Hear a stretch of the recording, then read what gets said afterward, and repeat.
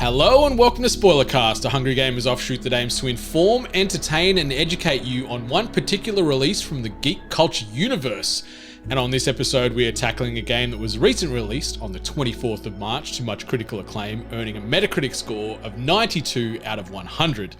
Developed and published by Capcom, this SPOILERCAST sees us doing our very best to save the President's daughter in Resident Evil 4 Remake. And the setting of the game is as follows. 6 years have passed since the biological disaster in Raccoon City. Leon S. Kennedy, one of the survivors of the incident, has been recruited as an agent reporting directly to the President of the United States. With the experience of multiple missions on his back, Leon is sent to rescue the President's kidnapped daughter. He tracks her to a secluded European village where there is something terribly wrong with the villagers. And the curtain rises on this story of daring rescue and grueling horror. And listeners, I am your extremely humble host, Brendan White. You can find me just about everywhere at Brendan 8-Bit. And joining me on this spoilerific journey is none other than Australia's finest. You can find him on them socials at Jono himself. Jono Peck, welcome back to the studio. How you doing, my friend? I'm pretty good, Brendan. If you hear the sound of moaning, it's not a zombie. It's actually just my 4-week-old baby that I'm holding as we record this, trying to keep her asleep or get her asleep as we chat, but this is the way we roll in in dad life. That's it. As a throwback, I guess, you are always putting in work, whether it be podcasting or fathering, so you know no bounds, just like Leon S. Kennedy does in his efforts to save the beloved President's daughter, Ashley. But JP, Resident Evil 4 Remake, this is your first foray into, I guess, Resident Evil 4 in general. You didn't play the 2005 original release way back on the GameCube. This is your first toe being dipped into this Spanish village and everything else that extends off it. So let's maybe jump right in. We'll talk about our general thoughts. What did you think of the game? How was your experience, etc., etc.? Microphone is yours. Sure. Well, yeah, as Capcom re-releases these games, I'm loving it because it's kind of giving me a way to experience these classic games for the first time. It's just in some ways, this whole remake culture or environment that we're in is, people often complain about it, and there's exceptions. Like, you could argue that The Last of Us didn't need to be remade. You could argue that the rumored upcoming Horizon remake is way too soon, sure.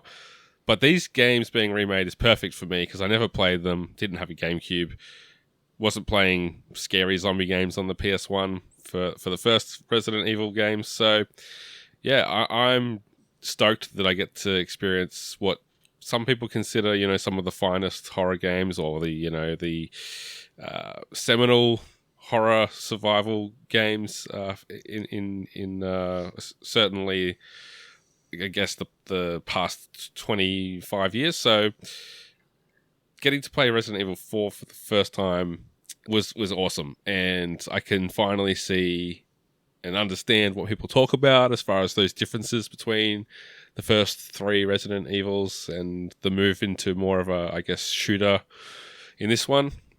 And I really had a great time. I played it for like 8 hours longer than your playthrough, which we've talked a bit about, trying to figure out why it would possibly take me so much longer. But, I was so like trepidatious and cautious and not knowing what was around the corner and not knowing, is there a jump scare, and not knowing what's down this hallway and where's the treasure and how do I figure out these puzzles. So I'm sure I played it quite differently to you, and I really enjoyed those 22 hours. It didn't feel like it dragged for me, and overall, yeah, this is a fantastic game that we're going to have a lot of positive things to say about. Yeah, it is special is the first word that comes to mind. Like, this game and the original Resident Evil 1 remake that made its way to GameCube were the reasons why I bought that console. Wholly and solely, they were probably the only 2 games I owned on my GameCube in the early to mid 2000s for many a while. And then I think I had like WrestleMania X8, which was a great GameCube game as well, completely unrelated to the topic at hand here, obviously. But yeah, Resident Evil 4 Remake the original in 2005 really sort of reset the formula, leaning more into, some action-oriented horror instead of, like, there is still survival horror in this game, don't get me wrong, but the pace was hastened, the cameraing was changed. This is where we first saw the over-the-shoulder camera that we get with Leon, and, some other things that sort of weave into the new formula back then in 2005, and seeing what they did with that initial sort of mixture of ingredients from the 2005 version and, spinning it up into a new mixing bowl, and 18 years later, serving up this delicious remake cake. I ate this thing like down to the final crumbs. I was licking my fingers. I was satisfied. Yeah, so your playtime, you mentioned 22 hours. Mine rolled in at 14 hours and 18 minutes. And I felt like I still got a very, very full experience. Like, I was going off the beaten track. I was exploring all the areas of the map. I was going back and finding treasure that I knew I could now get access to due to various keys and things like that. So I didn't feel like, even though my experience was 8 hours less than yours, that I didn't get 8 hours less worth of gameplay and entertainment. Like, there were a few things I could go back and fight, certain harder enemies that open up later in the game due to certain things that change within the gameplay itself. But overall, this game just hit it out of the park for me. Like, the graphical overhaul, phenomenal. The controls feel great. Like, they shifted away from the tank controls, so there was some nice quality of life improvements we'll talk about a bit later.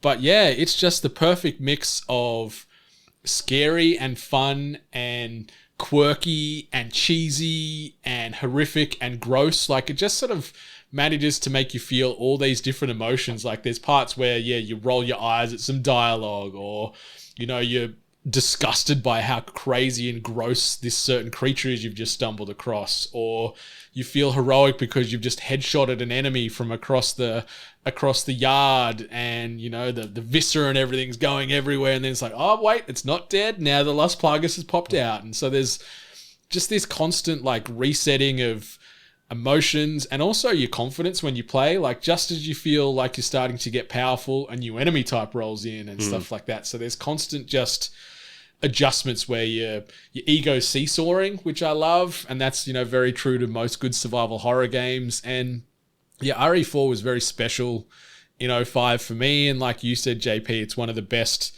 horror games of the last 25 years, and it's arguably the most fondest looked at game from the Resident Evil franchise as a whole. And 4 just knocks it out of the park for me. I loved it. And I guess we can start looking at that love from ourselves in a little bit more of a granular level, and we can start talking about, the high points and the enjoyment when it comes to the mainline story, voice work, music, etc. So, back over to you, Daddy. Yeah, we'll start with, like, kind of the story. I thought that it was a good story. It was interesting to kind of see it evolve and slow drip these plot points as Leon moves from one location to another. You start off in this village and you're like, okay, what's going on here? What's up with these villagers? Why are they somehow impossible to kill? Why are they responding to this bell tower? Like, there's just all these kinds of little things that happen, and you're just kind of trying to piece it together as you go on and meet new characters and get exposed to different bits of lore or cutscenes that kind of slowly explain, what these creatures are. And things just get weirder and weirder. You start off with humans that are hard to kill, and then you get more and more creepy as things go on, which is cool. That's the way it should be. Even just from the start, though, like, I thought these infected, are they zombies? I guess not. They're not undead, so we'll just call them infected.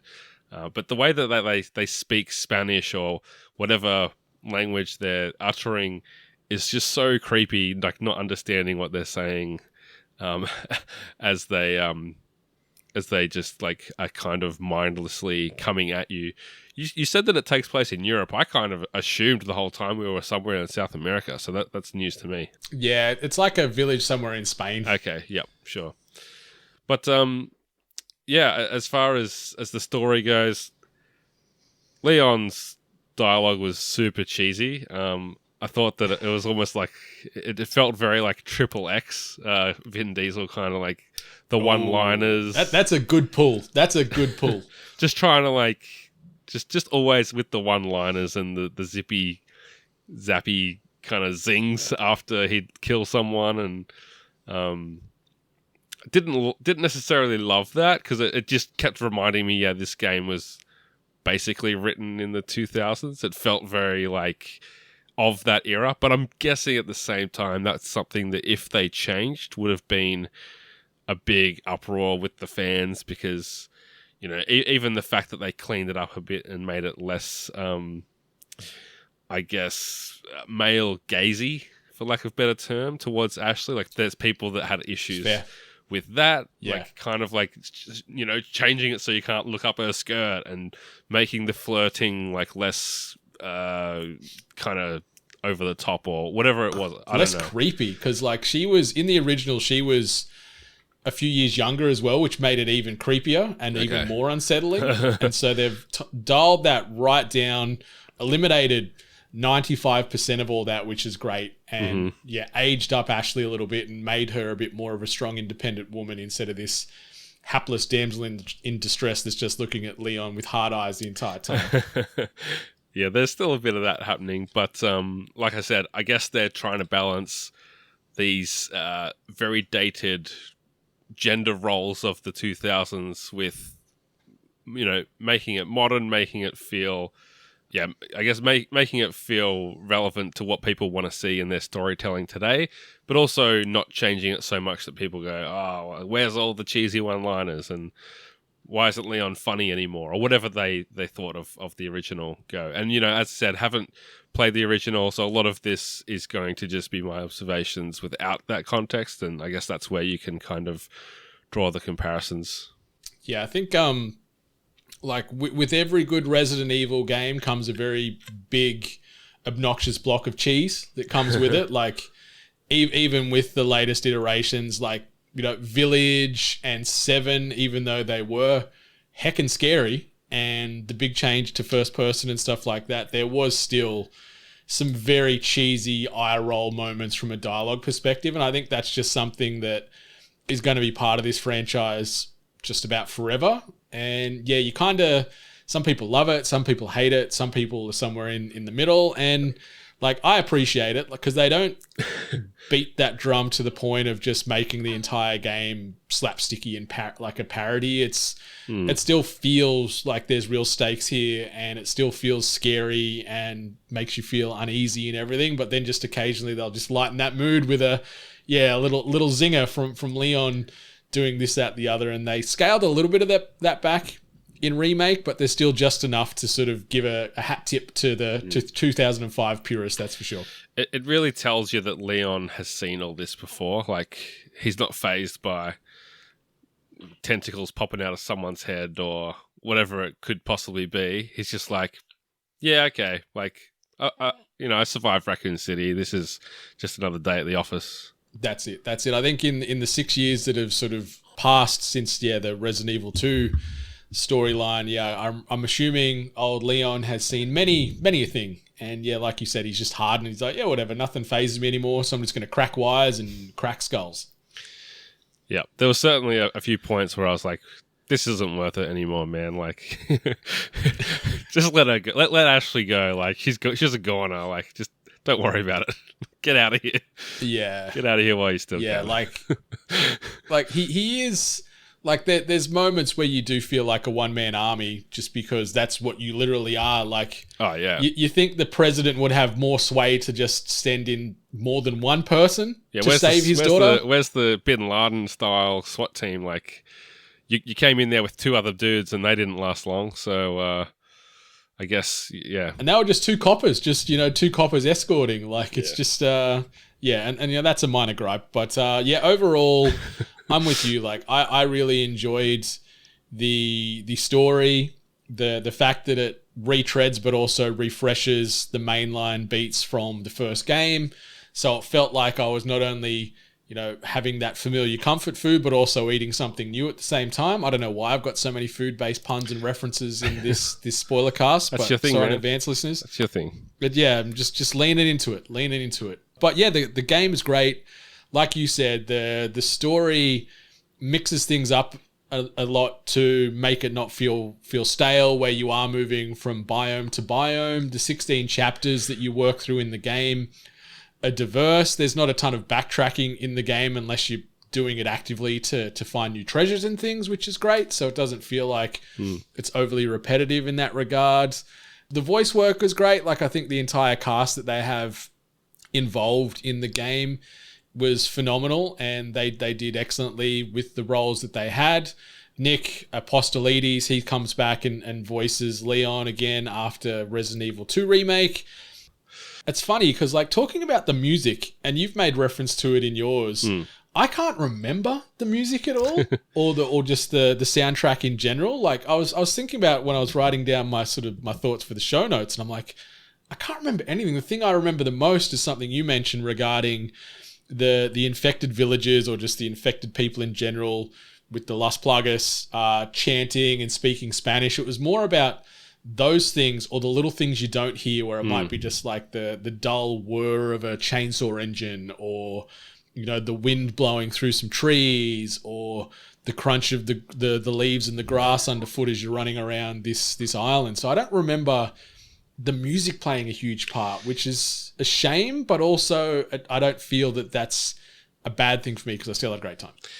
Yeah, I guess the music was often just supplementary, complementary to the boss fights and that kind of thing. It's not something that you might necessarily notice, which just means that they chose a certain style of music.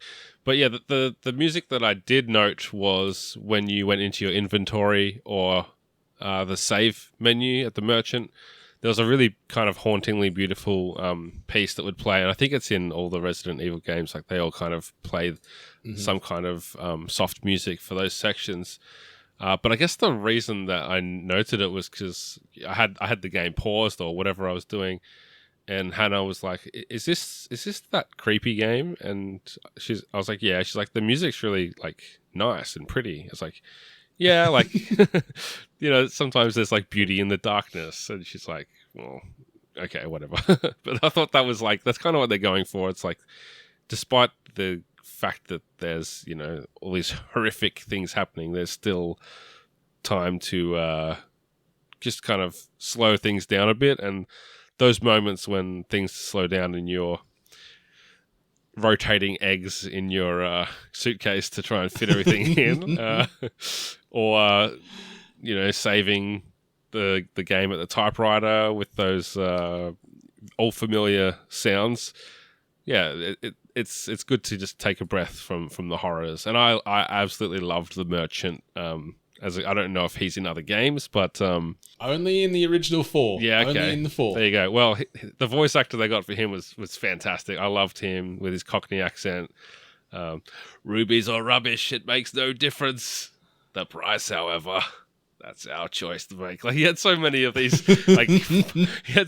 weird and wonderful like lines that you heard a million times by the end of the game, because he kind of just repeat them. But he just kind of lightened things, and when you saw that purple kind of glow of the fire, it's like, oh, finally, like, been waiting for either a save point or waiting for someone to be able to repair my knife, or to replenish my first aid kits or whatever it might be. So love that. And the one other thing I'll say whilst we're on the topic of the voice acting is I had no problems with the voice actor of Ada, Lily Gao, who I didn't even realize was controversial until she was like shutting down comments on Instagram because people were harassing her. And I don't know if this is because she sounds different from like the actor in the original game, but I had no problem with her performance at all. I just thought it was yet another solid performance. What was have you got more insight on that? Looking into that, the issue stemmed from, she had some negative comments towards the Ada Wong character's portrayal in the game, saying that the way they animated her and her expressions didn't really lend itself to her portrayal from a voice perspective. So there was a little bit of her sort of throwing some shade to the game, and then, as is tradition, the incident where, you know what, we're grabbing the pitchforks, we're coming after you, and then they just rain down hate and discourse on all her socials. So I think she, like, fanning the flames is probably a little bit too aggressive, but, you know, she shared her opinion and didn't think that the overall finished product of Ada Wong did her performance enough justice, and that's what ended up causing all this drama. But that is a weird comment to make about a game that you're trying to promote. So I'm not saying anyone should have responded negatively to her. They definitely shouldn't have. But I probably wouldn't have said that if I was her, because people be crazy out there. So yeah, her manager was probably straight on the phone saying, "Stop, delete that tweet, that tweet, don't say that." Like, yeah, it's not the smartest thing to say. Like, you don't, I guess, shit can your boss or this product or this business that you've just been brought in to promote and be part of. Yeah. You just suck it up and deal with it. It reminds me a bit of like when Katherine Heigl was promoting Knocked Up, and she kind of complained about like the portrayal of her character versus the males in the movie. And it's like, it's maybe like, it's usually the kind of thing people will say in an interview like 10 years after the movie comes out, not like when you're trying to get people to go and watch it. So, yeah, just a bit of more of a PR issue, I guess. But don't be mean. Yeah. Don't be mean to voice actors, because, you know, they work hard and they do good work.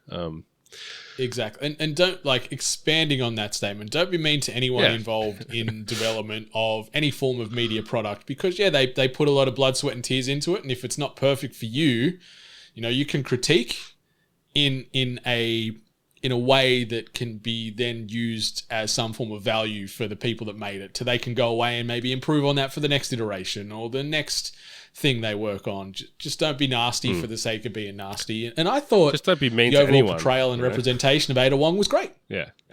Just don't be mean to anyone. Let's say that. Yeah. Yeah, just be better. Don't be a dick. Don't be a dick. Yep. Be nice, be great.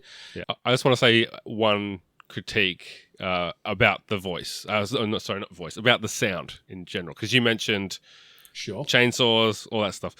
There's a lot of great kind of, I guess you could call them horror tropes, where it's just like a banging inside of a house that you have to investigate, or screams in the distance, or whatever it is.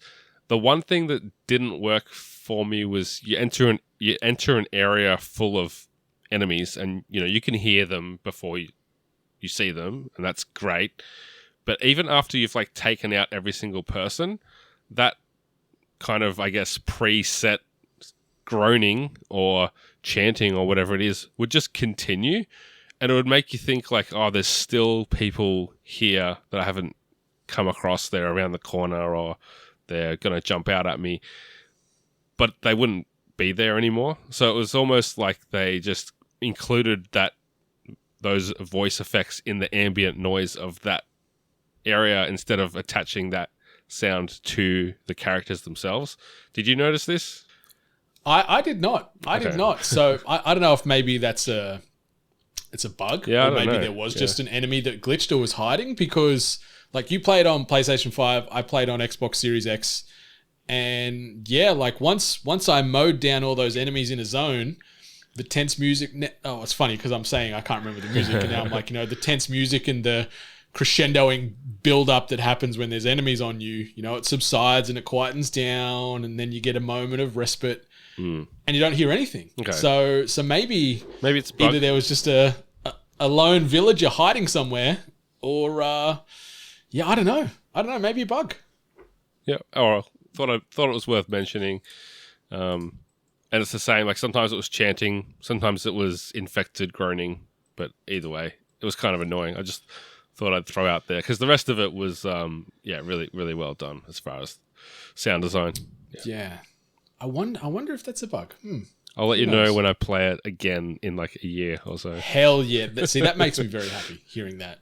Something else that made me very happy is just the core gameplay loop, you know, where if we're throwing in the puzzles, the combat and the weapons and everything like that. I was smiling from ear to ear with all the new changes that they've implemented in the game, as well as just the minor refreshers on things that are familiar from 2005. So the new parry system, I've got to say, is a godsend. Being able to counteract melee shots, even like a whirring chainsaw coming at you, and being able to parry that with your trusty blade makes you feel like an absolute badass. Being able to see Leon backflip and jump and dodge and avoid all kinds of crazy attacks, you do feel a little superhuman-esque sometimes. One of the other big changes, being able to move and shoot in the 2005 version. Once you sort of drew that gun out with the old fabled left trigger or L2 or whatever the hell they called on a GameCube controller, I can't remember. Once you whip that out, your feet were concrete to the ground. Like, you couldn't move. So at least in this one, you can move around a little bit, focus on getting a better shot and stuff like that. So it did feel really great to have a little extra movement there. I liked that there was a good mixture of puzzles. It was very Resident Evil, finding certain pieces of some bespoke puzzle from the 1800s to open a door, and going to find certain creature heads to combine into a big statue to open a cage, etc., etc. Something else they've added in the weapon wheel, to change weapons in the 2005 version, to have to go into your inventory, change from pistol to shotgun, where in this you can just use the D-pad to toggle around up to 8 different weapons. Fantastic. And it's just, there's so many good quality of life improvements, just changes to, the chapter 9 where you jump into Ashley's shoes, just a huge improvement there from what happened in the original. The sheer variety of weapons available was awesome, and we can go sort of more granular on some of this as well. I'm just sort of going to just machine gun my way through the bullet points and then throw it over to you, and we can sort of just expand on. Yeah. Also really liked from that gameplay mechanic with the weaponry, even though there is an arsenal at your disposal, constant scarcity of ammo for said weapons is always a great thing. So you are just jumping between weapons or just using the last thing you've got in your pocket to try and survive. So it adds some nice tension. Another change they did, when you are opening crates and other objects, you can just use a nice kick animation. You don't have to sort of shoot a bullet from your gun or whip your blade out. Being able to change the gameplay and sort of catch a breath with the shooting range, or like you mentioned earlier, when you see that purple flame from the merchant, you can sort of just, I'm safe for a hot minute. I don't have to worry. I don't have to stress. And I can blow off some steam by shooting some weird wooden pirates at a shooting alley. Something else that I wanted to shout out and reference is the inclusion of side missions, or what they call it in Resident Evil 4 Remake is requests, where the merchant is giving you certain challenges as you work your way through the game to get this currency called a spinel or a spinel, and you can use that to upgrade certain weapons, buy certain treasures, etc., etc. That treasure map was always a really good buy if I had enough for it, because it just tells you where all the even like the hanging blue things to shoot. I told you where all them were, and where all the treasures were, anything you'd missed, any ammo. That was always handy, super handy. Really, really handy. And something else that was handy was the auto-saving, especially just before big moments, whether it be a boss battle, like JP mentioned earlier regarding the old trusty typewriter, and you still hear those keystrokes when you're doing that manual save. They've removed the need to carry an ink ribbon to do the save, which I love, because that was always a pain in the ass in the original games, juggling an inventory slot for an ink ribbon. And then the other part, like the scenes and the moments where you are having Ashley as your sidekick during these key moments, having just these 2 near-far commands that you can utilize, where she can hang back a little bit if you're battling to stay out of trouble, or you can press the button again and she can be right in your back pocket if you're just trying to run and get out of there. So that's a very condensed TMP or LE5 based version of my gameplay, puzzles, combat, and weapons overview. JP, throw me what you got, and then we can sort of get a little bit more granular on some of this stuff. Sure. I might jump on a couple of things you mentioned before I go into mine, but The parry system was cool. I never really thought to use it unless like it gave me a prompt on the screen. I just I guess it's the way that I play games in general, but I often forget that blocking is an option. Did you remember to use it against just like generic villagers, or was it mostly with yeah? It took a while for me to have it sink into the muscle memory, and what I actually did, I remapped, because there is some great accessibility options in the menus. I remapped the parry button to just my standard R2 or right trigger button, so I didn't have to worry about having too many buttons in my head to sort of hit during these parry moments. So I could just use that obviously for aim down sights, or drawing weapon and shooting, or just general parrying. So it made it a lot easier than having to think about L1 or LB. Yeah, okay. Cool. Yeah, I mean, in general, a lot of the stuff that you mentioned, honestly, it just sounds like basic modern gameplay mechanics that they've added to an old game. So I'm really grateful that they did that. It would have felt pretty dated having to go into your menu to change your guns, or to not be able to move and shoot. Like, a lot of that stuff is no-brainers as far as redeveloping a game from scratch. The one thing that's kind of old school, and I actually liked it, was that you could pause the game at any time to go into your suitcase. And, you could have no health, and someone's like taking a lunge at you, and you'd be like, pause. Let's see. I'm gonna mix these two herbs together and heal up, and I'm back. That was kind of fun. Yeah. I did enjoy kind of. That's it. It's like just hold a second, brute, Mister Cowhead with your big hammer. Just give me a minute. I'm just gonna eat a couple of eggs, maybe a snake for some reason, and then I'll be back. Yeah, I was surprised how well those snakes heal you up when I finally used one, but they were good. I shouldn't have sold so many of them to the merchant.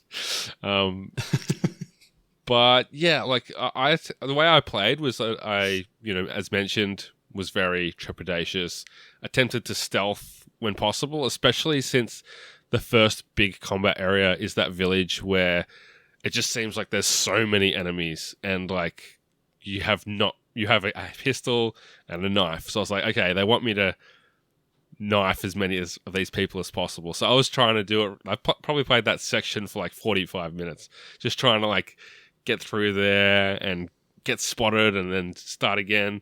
And then, finally you get to where you want to go and the chainsaw dude pops out. I don't know if that's a spoiler, but, Brendan mentioned there's chainsaws in this game. So that's fun. And I just thought that, once I got a bit more bold and was able to feel a bit more powerful as you get more weapons, and you get a bit more confident, and how to exploit the different types of enemies.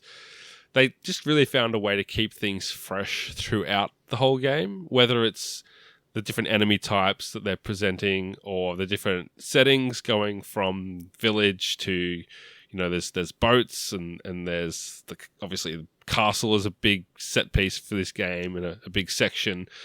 You mentioned playing as Ashley at a certain point. So there's just all these little things and puzzles and sections of the game that feel different from the one prior. And I really liked that they kept throwing it at you, so it didn't necessarily feel like yet another room you have to go down. Or you might go from a huge room to suddenly you're in a corridor, and that completely changes the vibe and the feel. So there's just a lot that they did, I guess, in the original game to create that variety. Ashley, as far as, mentioning her as a character, didn't love Ashley, to be honest. I thought that it was kind of, and this, again, it goes back to how much could they do with an old game without totally changing things, but she just, to me, didn't really have any substance or personality beyond, like, here's the president's daughter, and turns out she's not totally useless. She can actually help you every now and then. Like, that was basically her whole thing, and that she was kind of flirting with Leon as well. Like, that's her. I just described every single thing about her, I feel. So I thought maybe they could have added a bit more. Like we didn't know what she does. Like, does she have a job? Is she studying at university? What, how does she feel about her dad being the president? Like, we didn't really get anything about her thoughts other than what she's experiencing here in this moment, which I thought would have been a bit more interesting to get some of that.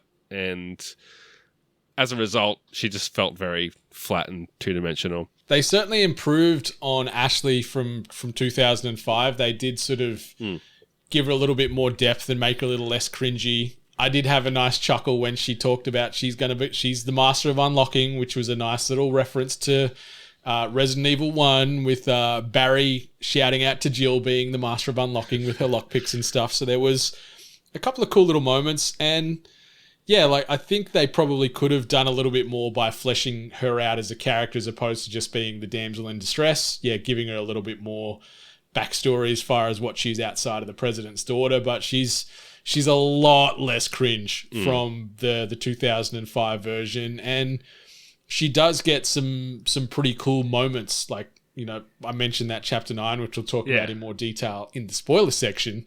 She does get some huge cool moments there, which I think really add to her as a character overall in this world. Yeah.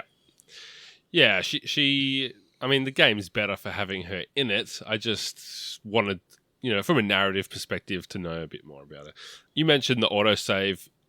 That it almost felt like it made saving at the typewriters redundant. I still saved every time I could just because... I did too. Just because I'm a wuss and I'm like, I don't want to regret anything. But knowing that, there's like a trophy or whatever, an achievement for playing through without using a typewriter, that seems pretty easy now that there's so many autosaves. Yeah. As soon as you see that little symbol in the corner, you're like, okay, something's about to happen. It's funny because like it felt like just muscle memory for me, where in Resident Evil you get to a typewriter, you just save because bad things are about to happen. But I'd see the little icon in the top corner pop up when it's auto-saving and go, oh man, I really didn't need to save 5 seconds ago because this is happening. And the more you save, the more that impacts your overall game rating too. Right. So if I did save less, I would have got a better rating. But because I saved, I think 50 times or something over my gameplay, it bumped me to a B rating. So I got to go back and improve on that. That's funny because we both, like you took 14 hours, I took 22, and we both got a B, I'm pretty sure, in the end. Yep, we did. So it must be really tied to that. And I died way more times than you. I know that for a fact. So it must be very heavily tied to how many times you saved. Interesting. It's interesting they would weight it that way when it's like saving's kind of unnecessary, but and you don't gain much from doing it. The only like benefit is that you can save it, spend heaps of money at the merchant, test out a new gun or whatever, and then go, actually, I'll go back to whatever before. But it seems like it's not even really that much of an issue because you can sell everything to the merchant at costs, like the money that you spent. Yeah, for about 95%. Yeah. So whatever, like the merchant, you mentioned him just from a vocal perspective. He's phenomenal. He's more chatty in Remake than he was in 4.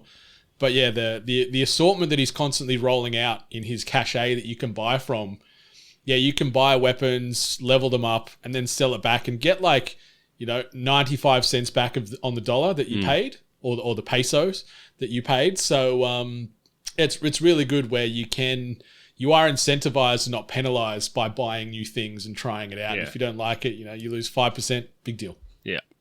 And on that topic of like inventory management, I found it sometimes was frustrating when you can't fit in that extra thing and you got to, do the auto sort and then you go, okay, I think I can still fit it in even though auto sort didn't work. I'm going to move this around, rotate that one, and now it fits in.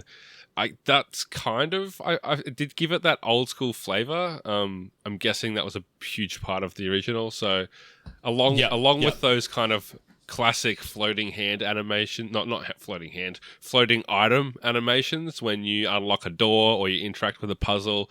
I think those things are the holdovers from the originals that make it feel like this is still a Resident Evil game.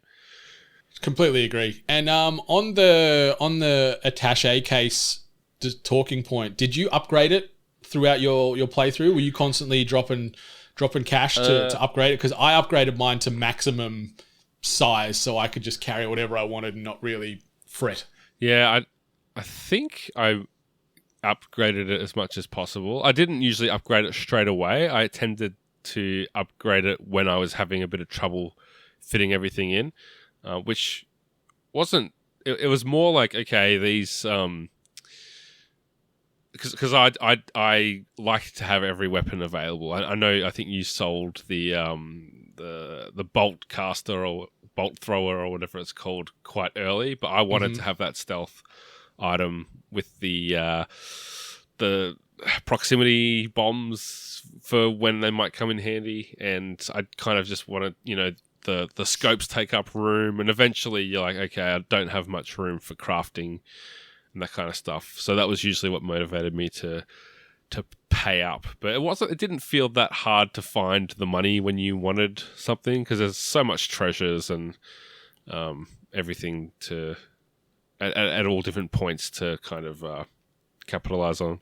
Exactly. Like every big baddie or boss that you take down gives you something of major substance that the merchant pays well for, and that in turn allows you upgrade your weaponry or upgrade your attaché case. And then also the charms that you can put on the cases was a nice new addition as well, where that would give you different perks, whether it be higher chance to craft additional ammo when you're crafting bullets for a certain gun, or doing more health back while eating vipers, like we mentioned earlier. So there was some cool ways to play and lean into your play style. And just that, being able to click the left stick to just auto sort your case to, give it the best Tetris effect you could hope for is always awesome. Yeah. And yeah, it just made things a breeze. And yeah, I was always upgrading those cases. And then outside of upgrading the physical dimensions of the case to have more room, there's different cases you could get again, which would give you other perks on top. So there's whole different ways to play and deal with various charms and bonuses that come from the charms in the case. So yeah, nice work, Capcom. Yeah, I did never go for the rocket launcher though. I just never had room for that one. Did you want to talk about any of this? I bought that right at the end. Because I was like, who am I going to use this on? Because, I don't know, crowd control? Yeah, like the sheer amount of guns in the game is great. And you've got your main archetypes. You've got pistol, shotgun, submachine gun, rifle, your magnum, and then your rocket launcher. And then there's some, some special based like weapons that I guess the bolt launcher would fall into and stuff. Yeah, I sold the old bolty pretty quick. Like, it was good to use for stealth because you could headshot enemies with the standard arrows or the standard bolts. And the great thing with that as well is you could then pick up the bolts again and reuse them. So you've got, in air quotes, infinite ammo as long as you can recollect it. Yeah. Which is great, but my aim was so shoddy with those bolts. I'm like, I ain't got time for this nonsense. Sold that off and then just focused on just main damage dealers. And the certain subsets in each of those weapon categories gives you different, styles of pistol, where you can have the 3-round burst Matilda pistol. The Punisher pistol for me was like one of the best guns in the game. Because obviously the pistol, that's the gun you find most regular ammo for. It's the cheapest to craft ammo with. And the Punisher pistol penetrates through multiple enemies. So if you can line enemies up in a row, you can be dealing multiple damage to several enemies at once with just a single bullet. So it was a nice way to reserve your ammunition, but also do mad damage, because you could get like double, triple headshots and stuff with this thing if aimed and timed right. So yeah, the Punisher pistol, great. Different types of shotties, great. The TMP/LE5 submachine gun, when you upgrade that thing and you put the stock on it so there's no kick, that thing would just mow down groups of enemies. So I was just like, from when I got that thing upgraded to probably the back half of the game, I was on the front foot most of the time when I'd see just standard mid-level enemies. When the scarier ones came, I'd definitely sort of get a little bit fearful and run away. But your standard villager types and your low rank and file enemies, that TMP was just mowing things down left, right, and center. I felt like a god, and I love it. That's the one, like the submachine guns are the ones that I sold straight away because I gave them a crack and it just seemed to eat through ammo so quickly and didn't seem to do the damage. I guess maybe from the inaccuracy of it, didn't seem to do the damage I wanted. So I was like, yeah, I'll just save my crafting for the pistol or something else. Shotgun. Yeah. And then like the Stingray or the rifle-based weapons were great because it allowed you to kill enemies from afar without getting overwhelmed. Love and you could sniping. do some mad visceral headshots with the snippies. It's got that 3 times Magnum, damage, which is always like the god killer. Yeah. Yeah. When you bump it up. And yeah, the rocket launcher I bought at the very end. I'm not going to talk about how I used it at all for now. I'll talk about that in spoilers. Okay. But overall, a good amount of death-dealing items at your disposal with Leon. Sadly, Ashley can't use any guns, but we'll talk about what she gets up to later. But yeah, a great way to play this game however you choose. Yeah, and like you said, like there was a different gun for a different situation, and you just, with that weapon wheel so easily changing from one to another, made it feel fluid and like, you know, I was going to say actiony. It's not a word, but felt actiony because you could... Actiony works. Yeah, sure. I like actiony. So, you know, you walk into an area, there's 10 enemies walking towards you. How many of them can I take out with a grenade while they're heaped together? Okay, now there's one coming from a different direction. Pistol. Now there's a group of them getting quite close. Shotgun blast, take out a couple. That one's head pops open and a monster flies out.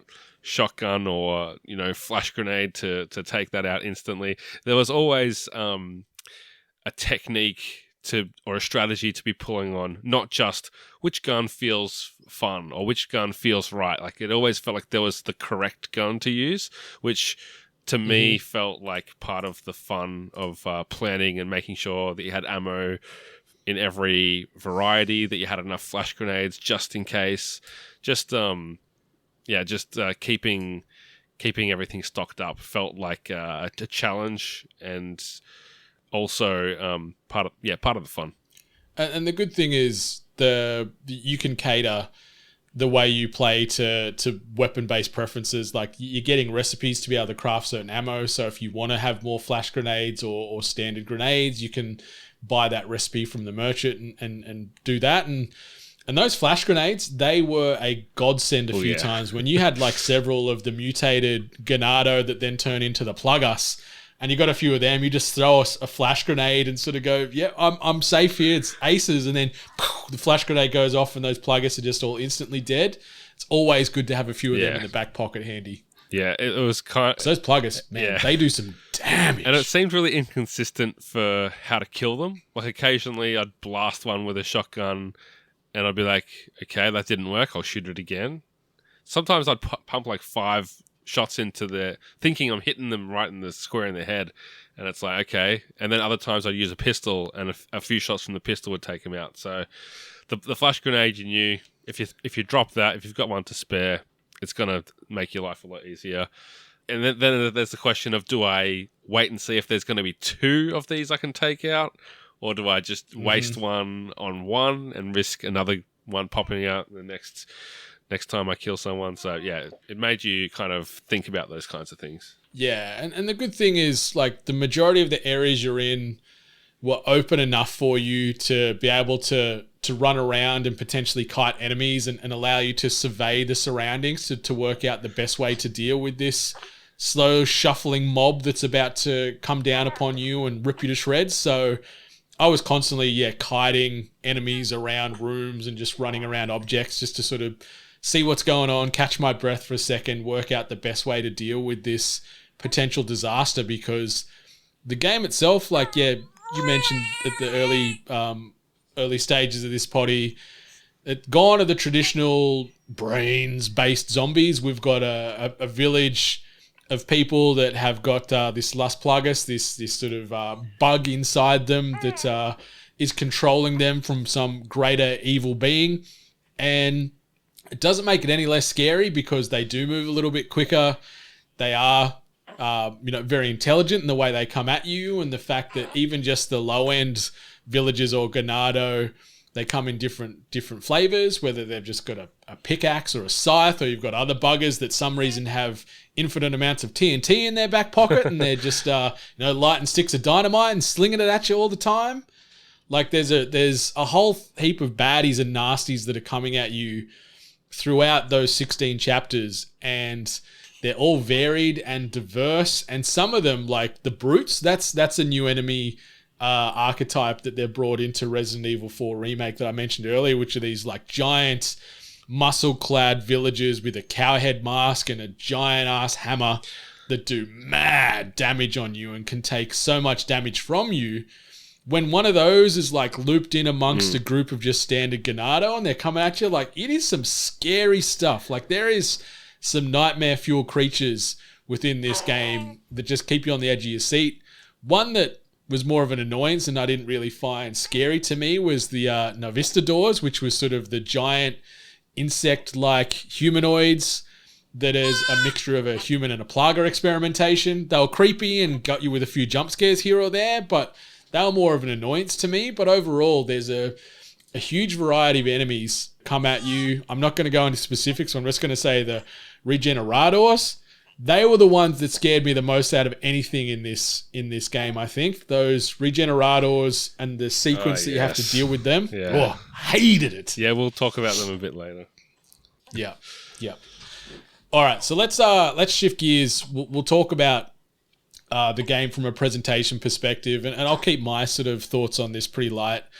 I feel that the more we see this RE engine getting utilized that is, designed and developed by Capcom, the more I feel this is one of the better engines of current gen. Like the quality of the image, whether it be the environments, whether it be the lighting, the contrast between light and dark, or just the general character models and the facial animations they get from not only these Resident Evil remakes, from Village, from 7, but also the latest Devil May Cry. Like, it is right up there with the best of them, this RE engine. It is phenomenal, JP. What do you think about that? It does look really good. It certainly has its own particular feel about it. It is photoreal, but at the same time, it is stylized, where I feel like you could just identify that it's RE, as compared to, Death Stranding or some other photoreal game. Like it has its own look, and that might be in the way that like the hair is animated or the character models, they just look a certain way, and lighting and water effects look a certain way.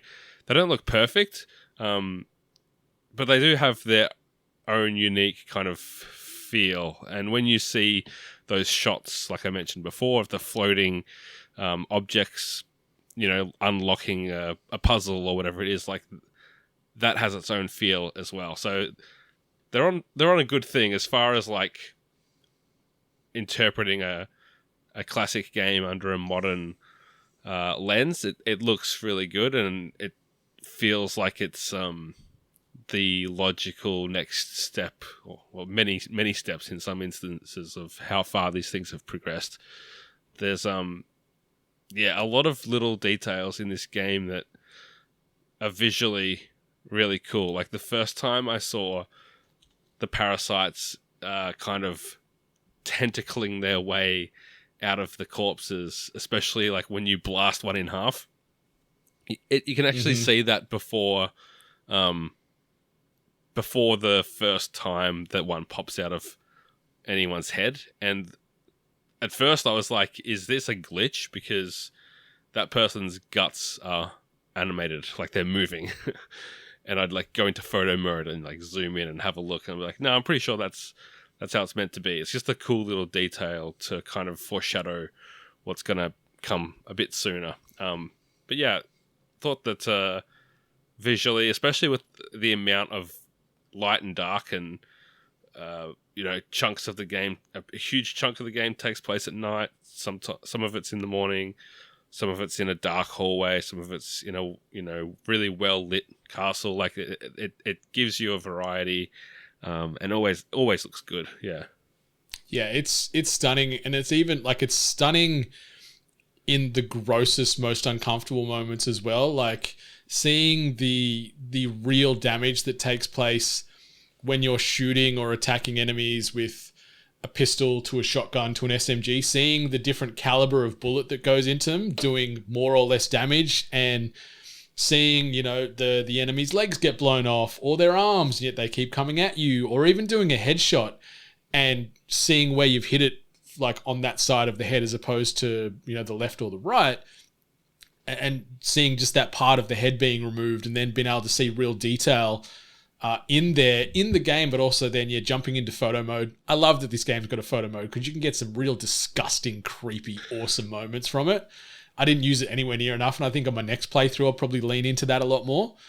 But just seeing all these limbs and real-time damage getting done to all these nasty people and creatures that are trying to eat your soul was equally as gnarly and gross as it was awesome and impressive.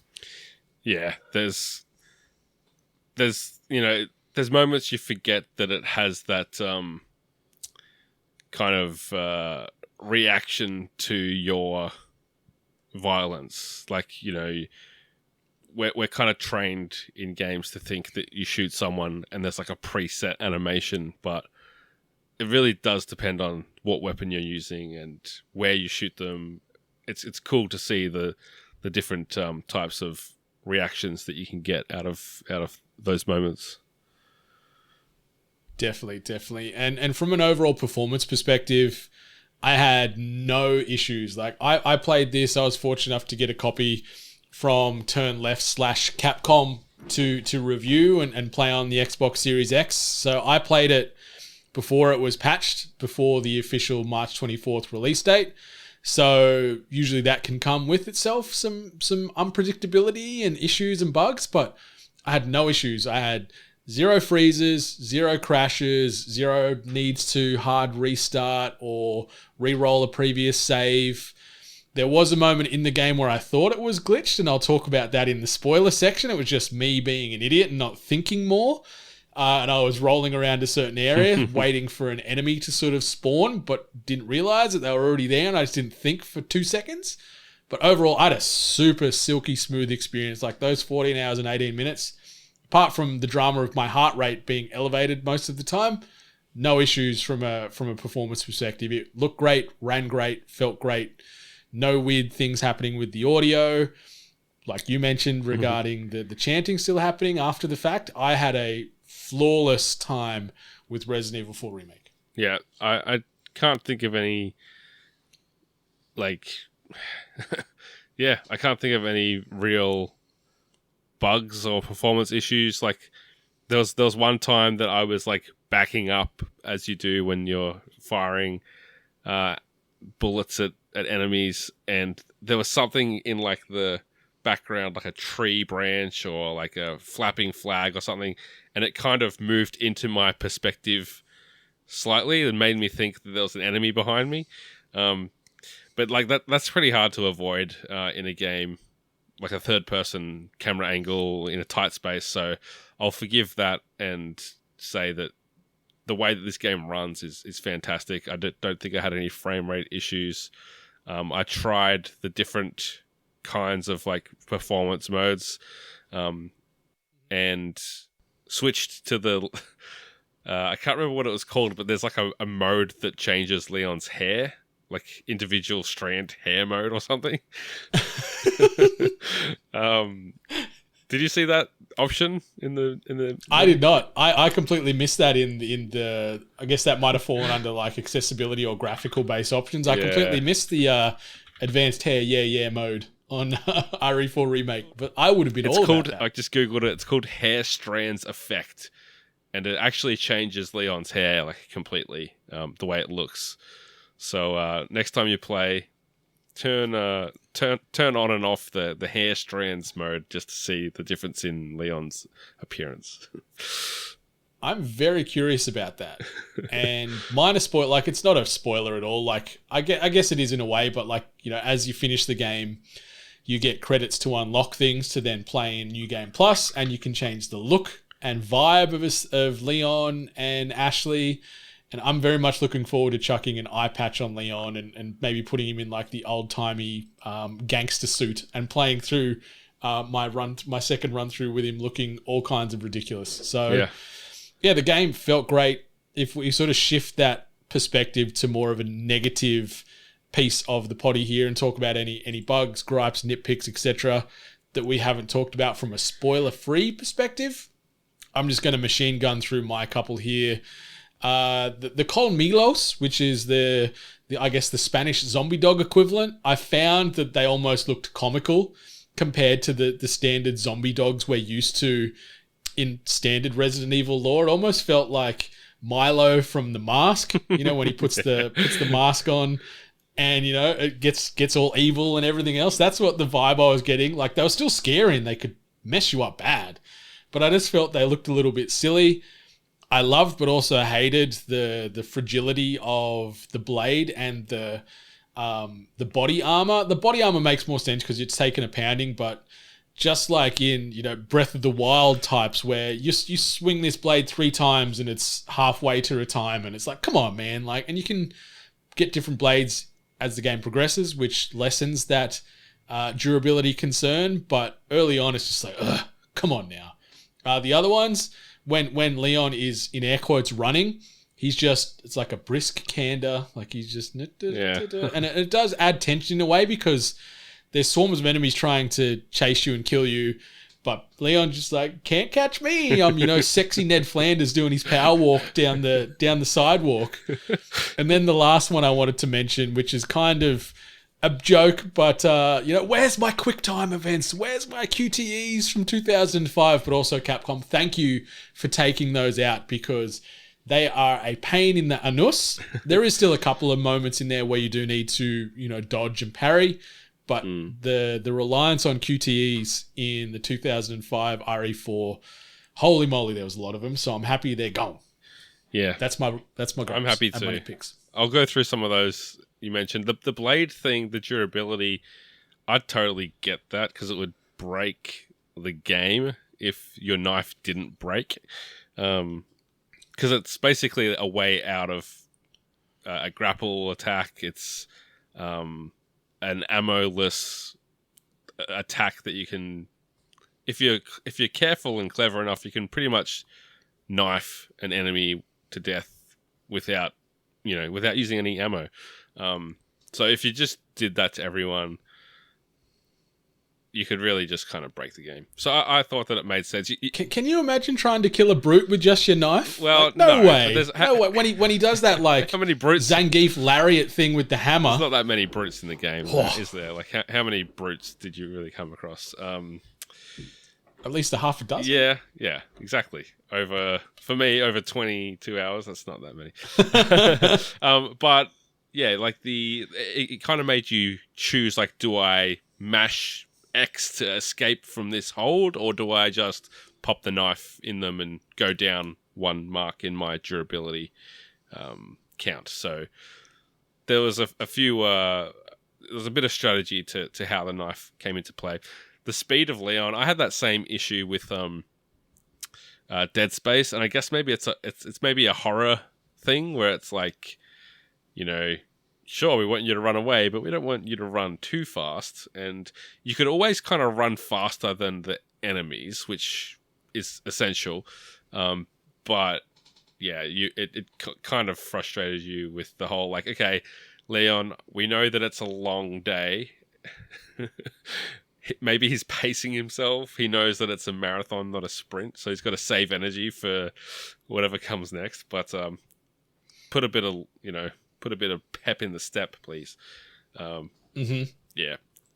The only thing that, I'll rather than add, I'll reiterate that there's just a bunch of stuff that feels like it's from an early 2000s game, and that's more story-based narrative stuff, as far as like some of that cringy, cheesy dialogue and the portrayal, particularly of Ashley.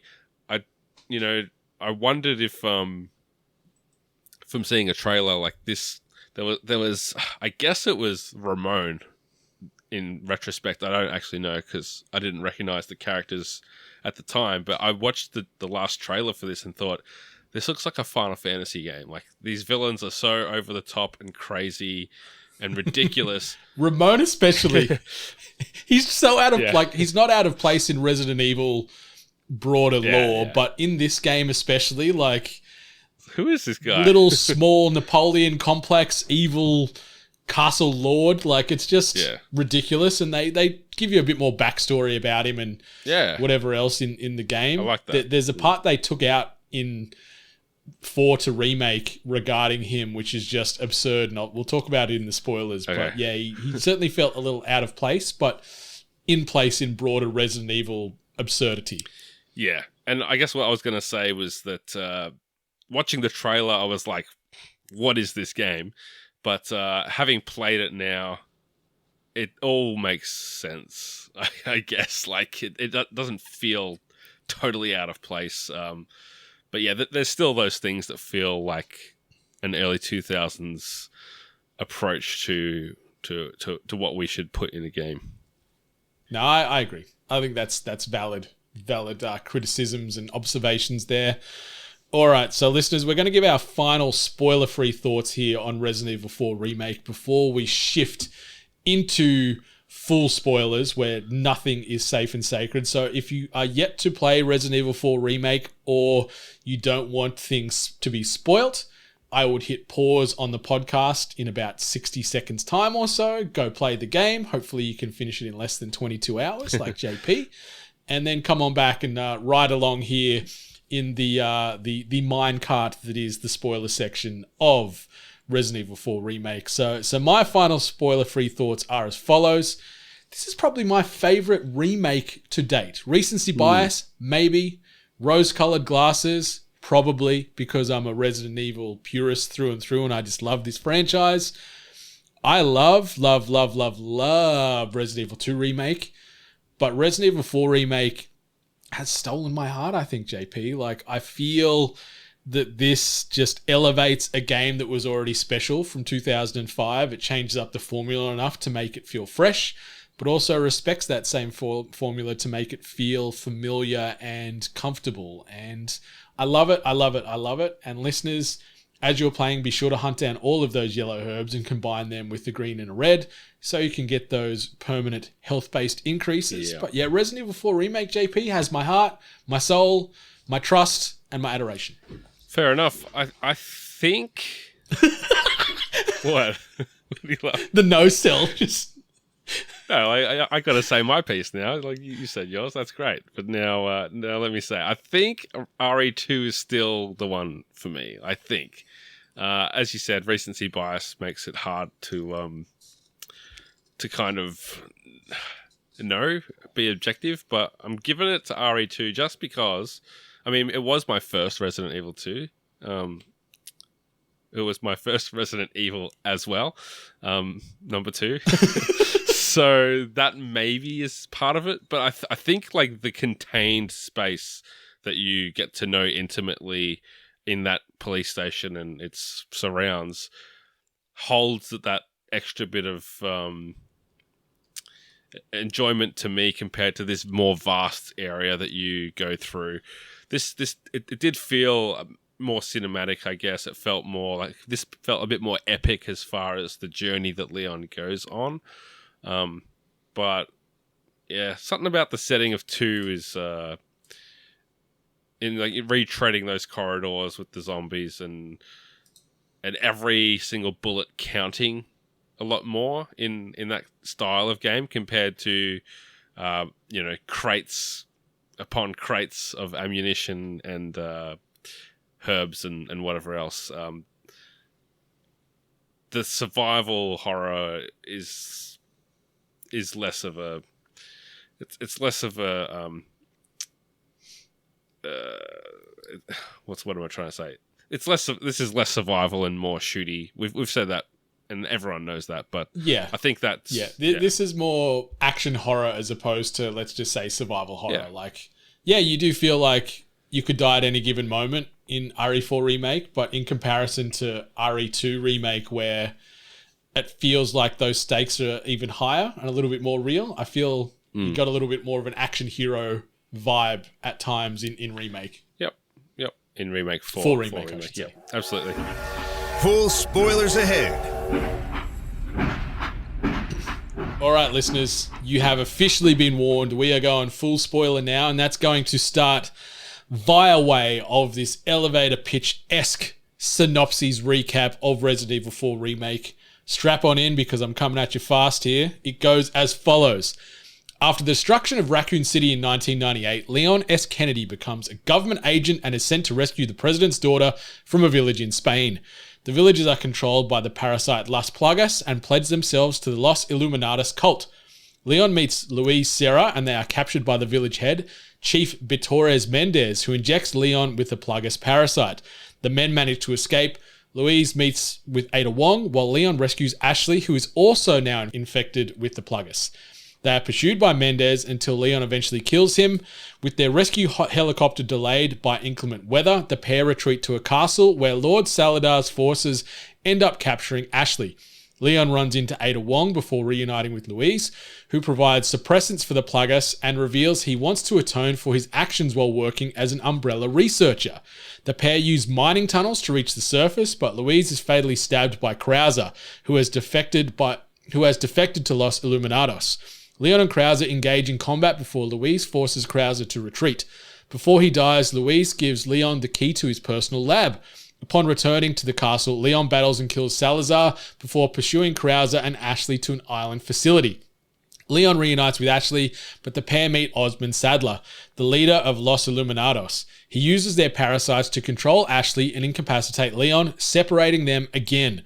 While moving through the facility, Leon discovers Krauser kidnapped Ashley and brought her to the village out of resentment against the United States government for their handling of Operation Javier, a mission he and Leon narrowly survived 2 years prior.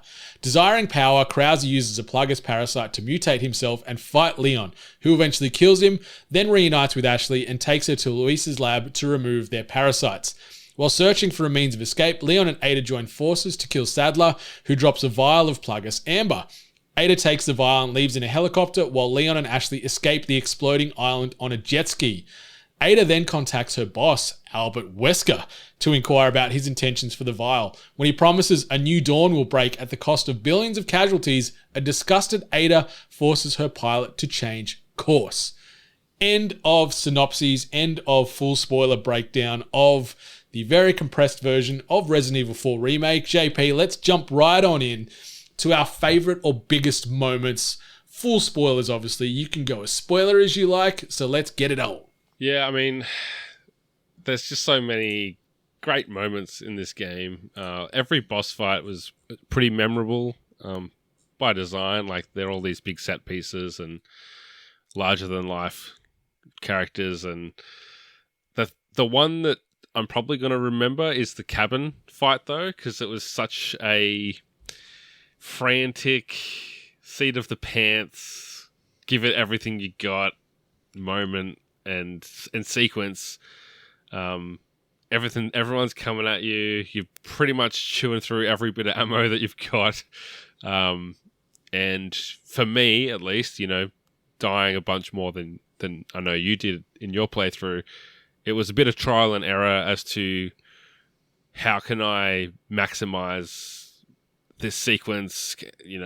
There's people climbing in the windows. I'm going to board that one up and then I'm going to focus on this. Or am I going to run upstairs and collect all the ammo throughout the house before I start attacking people? Am I going to actually run to the top, plant a few proximity bombs with the bolt thrower to take out the people climbing through the windows? So it's just that was a section for me where I got to sit back and think strategy and try and get out of this thing alive. And it was so close to... It felt so close to failing when I finally escaped that it was pretty exhilarating. So that's the section for me that stands out, because it wasn't just one big boss, it was everyone coming at you. It was intense, and it sort of is one of the most perfect moments of the whole game. I completely agree with you. It was on my list as well because... yeah, utilizing wooden boards to board up windows or moving giant big shelving units in front of other windows to give you a few seconds to breathe as you focus on other potential entry points, because these Ganado or these villagers, they're coming from everywhere, and they're coming for blood. There's, dudes in there that are coming in and with their infinite amount of TNT again, and they're throwing sticks of TNT. There's ones you're killing that then turn into the Pluggus, and then you've got the big giant bloody Pluggus, almost like scorpion-like tail heads whipping at you from across the room, because there's not a ton of space in that cabin. So there is enemies coming at you every which way, and I luckily, somehow only died twice on my attempt at getting through that scene with the cabin. But yeah, it was exhilarating, it was stressful, it was awesome, and it was just fantastic because it made you feel powerful for a hot second. It made you feel falsely confident when you find some more boards to panel up a window for a second, then it's like, oh no, I forgot about upstairs. And then they're coming at you from the stairs, or they're coming at you from the window, and it's just nowhere is safe, and it's the best. And old mate Lou's not really helping out too much. Like, he's popping off a few shots, but the bulk of the work's up to you. Yeah, you're doing all the heavy lifting. Yeah. Like, luckily, he occasionally slings you some ammo and stuff like that, but that's all he's really doing. He's taking a few pot shots and making a few little quips here and there, but yeah, it's the one-man army known as Leon S. Kennedy that saves the day there. And then when you get the brute that comes in... Oh, I was really hoping that... That's the part that's like, I'm screwed here. This thing's coming for me. Yeah, I was really hoping that would be a type of sequence that would be repeated throughout the game, to the point where, I had an extra lot of wood for paneling up the walls, the windows, that I held on to for ages, thinking like, maybe I'll use... Because in Resident Evil 2, you use those all the time, right? So it was kind of a throwback to the police station, and I was like, I'll use this later in the game. But then I realized, if you can sell it to the merchant, it means that you're done with it. So I was like, okay, maybe it was just a one-off, but I wanted there to be another sequence like that. The other kind of bum rush moment, and because it's early, it stands out, but the first time you're in that village and the bonfire's going, they sacrifice your police station, your police officer colleague to, their god or whatever. And that's the first time that you can really be swarmed by, multiple enemies. And for me, it was like, I don't know, 20 of them, including Chainsaw Man comes out at one point when you've killed enough, or if you go down a certain path. So that was a real panic thing of trying to pick them off as they approach, throwing a flash grenade, seeing if I could take out a couple of them while they're blinded, doing the melee kick, hoping that, as you kick one of them, they fall into another one and it buys you a few more seconds. It was a real frantic thing until that bell tolls and, literally saved by the bell. But the really cool thing after that was reading somewhere on the internet that you can skip that whole sequence in a very Kojima-esque move by shooting a bullet at the clock tower and ringing that bell yourself. I don't know if that was in the original game, but that is a cool little addition. I can't remember if it was in the original game, and stupidly, I read about that after the fact of playing through and surviving by the skin of my teeth or the seat of my pants or whatever we want to throw around. Like, because it was a real... more so flight as opposed to fight moment, because the ammo's pretty scarce. All you've got at that stage is your pistol and a knife, and they keep coming. And you're utilizing verticality. You're vaulting through. Was that? Sorry? I was just saying they keep coming. Like, you think like, okay, there's 6 of them. I can do this, but then you kill them all, and they start jumping over the fences more and more and more. Not to mention Chainsaw Man coming at you. So I think it's kind of like an endless section until that bell goes off. So it's almost like a time-based thing, maybe? Yeah, and it's so great because I like that it is one of those biggest moments in the game where you feel truly helpless because you are just running.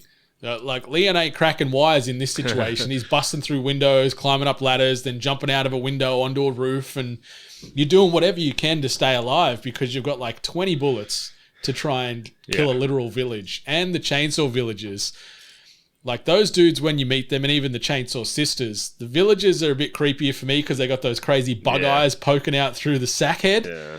But the sisters, having two of them come at you too, that was a great moment where you are sneaking through another part of the village, and you've got Ashley there. And the second I saw the lockers in this big barn you're in, I'm like, bad things are coming now. So I just preempted it, and I'm like, Ashley, do yourself a favor, hide in that locker. Shit's about to go down, and then you get close enough to the wall to sort of press the button to open up a door or turn a cog. I can't remember. Then the Chainsaw Sisters just bust through this wall like Kool-Aid Man. And then you've got villagers coming at you as well. Like that fight was intense. Yeah, that was one where I laid down some of those proximity bolt explosions right where those sisters come through. So as soon as they walk in, they were taking a big blast. So it only took a couple of more shotguns to take them out, thankfully. But it's still smart. Still wasn't any picnic after that with the amount of dudes that were walking through that door, and trying different things, trying to run out of the cabin to get some distance. But then that leaves Ashley vulnerable.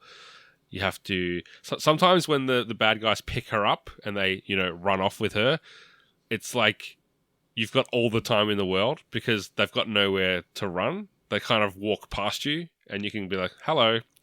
And whether that's just a stab on the enemy carrying her or a pistol at them that makes them drop her, you feel like you got plenty of time.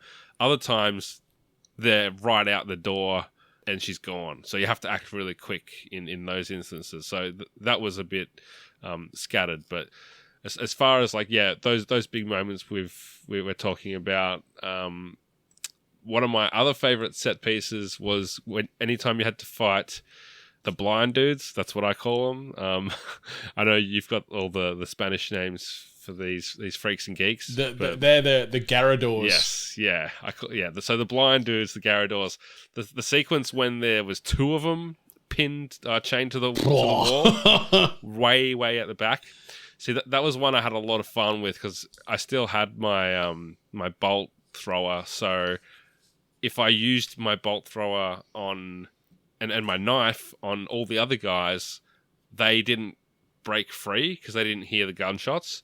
So I did that for as long as possible. And then my strategy was to let them take out everyone else. So it meant it took a bit longer because I was determined to do it in this certain way. But there's a lot of hallways and ways to escape. So I just pretty much was on my feet running, avoiding everyone for as long as possible, but kind of making noise to almost like a sheepdog, guide these Garradors through the other enemies towards me. And then eventually when it was just those two remaining, just creeping around the room, trying to get a clear shot at them from behind because it's that one hit kill if you pop them right in the back with the Magnum. So I had heaps of fun just trying to nail that sequence the way I wanted to do it. How did you find that one? They were great. Like the first time you come across the Garrador and you're dealing with a singular one down in this basement-y area. But I love the lead up to actually dealing with him, and you're reading the doctor's notes about this crazy experiment gone wrong and how it breaks out and it's killed all these people and da-da-da. So it's really setting you up for this big moment coming. That it's inescapable, and reading about how scary and messed up this Garrador is really had me on edge. And then the battle with it, or him, I don't know what you call it, him. was intense. But then when you do it again later, like you mentioned, where there was the two of them, and I didn't have the old stealth bolt caster with the proximity mines. I just had loud and noisy bang bang guns. So I was just running for my life because there were so many villagers or zealots at that time. We're fighting against members of the cult of Illuminados. So you're dealing with all these zealots. And then these two Garradors that are just bull in a china shop. They are charging, they're swinging their giant Wolverine hand blades and just causing havoc. But like you mentioned, being able to sort of misdirect them by making some noise over there near some zealots, and they just charge in and rip them to bits. I liked the friendly fire. that there was that ability throughout this whole game where you could see enemies getting knocked or destroyed by, friendly fire. TNT, because if they were, I guess, impenetrable or immune to the other enemy's attacks, it would be a really shit experience. So being able to sort of use your enemies against your enemies was really a nice moment where you could have a little bit of strategy. And like you said, being able to sort of misdirect them with sound and, kite them or push them towards hordes of other enemy to then just do the heavy lifting for you felt great. But I was so low on ammunition in that fight. I think by the end of it, I had like 3 pistol bullets left to fight. And by the time they finally went down, and it was one of those like, whew, I don't smoke, but it was like, I need a cigarette moment because it was stressful and I thought I was cooked, but made it through, felt good. Yeah. And loved that. Yeah, no, that was all. That's the kind of thing that I wish I had a save file from just before so I could go back and do it again. Is there there's not chapter select in this game, is there? I don't know.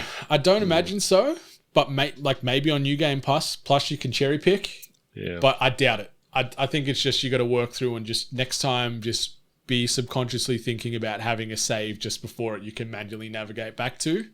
Yeah. But it was great. And one I just saw you chuck in there too is another creature that we referenced in the spoiler-free section, the Regenerators, which then become the Iron Maidens when they get further experimented on later. They were so freaking creepy, so gross, and doing damage to them, as you can hear from the name Regenerator. They regenerate unless you kill them in a very specific way. So you can blow them in half, you can blow their legs off, but it doesn't stop them because they just like flop on their belly towards you and then jump on you and try and eat your face off. Like, it was so creepy. They were very much like Slender Man-esque in their aesthetic and vibe, and just like, ugh. And you're fighting them down in these laboratories, which was dimly lit, and you're cycling power and all this to try and get in certain areas. And my heart was beating out of my chest. This is one of the most uncomfortable moments in the whole game for me, fighting those buggers. Yeah, they were like, the lead up to discovering them was these narrow corridors, and you're just thinking, oh, there's gonna be something in here. Like, there's one I think you see it run, like they do the old trope of like you see it run away or run past, and you're like, what's going on here? And when you finally fight one, it sucks because unlike every other enemy, there's not a obvious, clear way to kill it. You have to expose its chest through doing a certain amount of damage, and before it heals, because it can seal up again, you have to shoot it in the vulnerable points where those parasites have embedded into the chest, and it's going to be different from one to the next.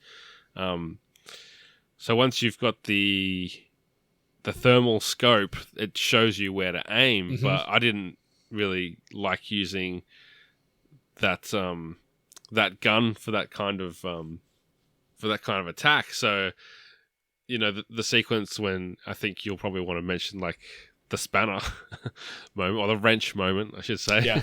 Like, there's 4 of them in that room that are, in stasis, and I read online, like, you can take out 2 of them with one shot if you line up those parasites and go straight through, but I couldn't get it to work. So they were never not a pain for me, and I think that section, as well as like the one previous, I just fled as much as often as I could. I just ran away because I just knew I could spend heaps of ammo on this guy, or I could just run and hope that they hit a point where they won't follow me. And turns out you can hit a point where they won't follow you.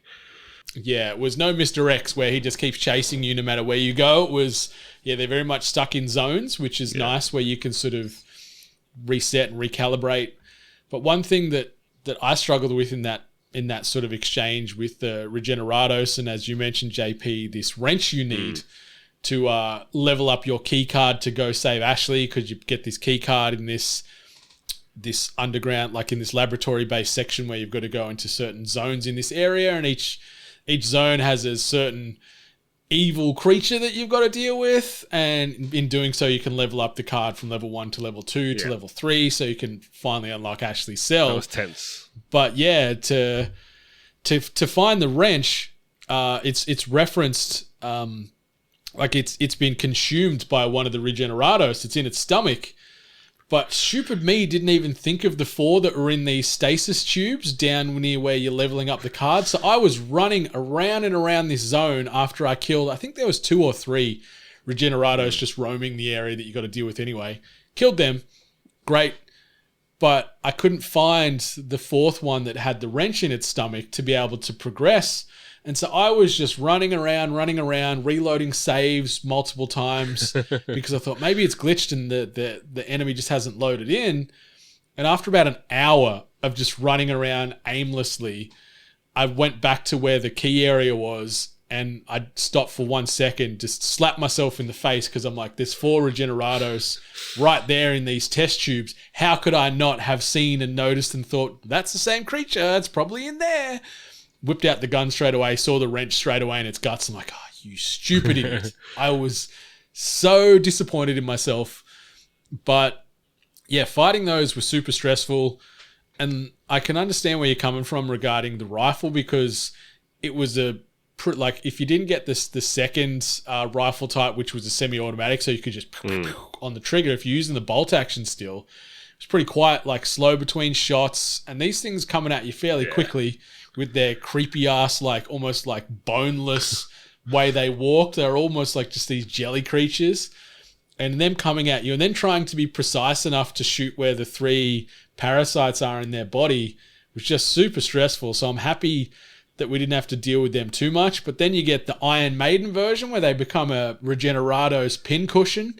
That was freaky again when you deal with that next iteration later near the castle. But yeah, those Regenerados, they can get in the bin. Those things were the worst. But great for the game, but just the worst. So what was it like compared to the original? Because like for me, every time I see one of these freaky creatures, it's the first time I'm seeing them. But you must have known that they were coming.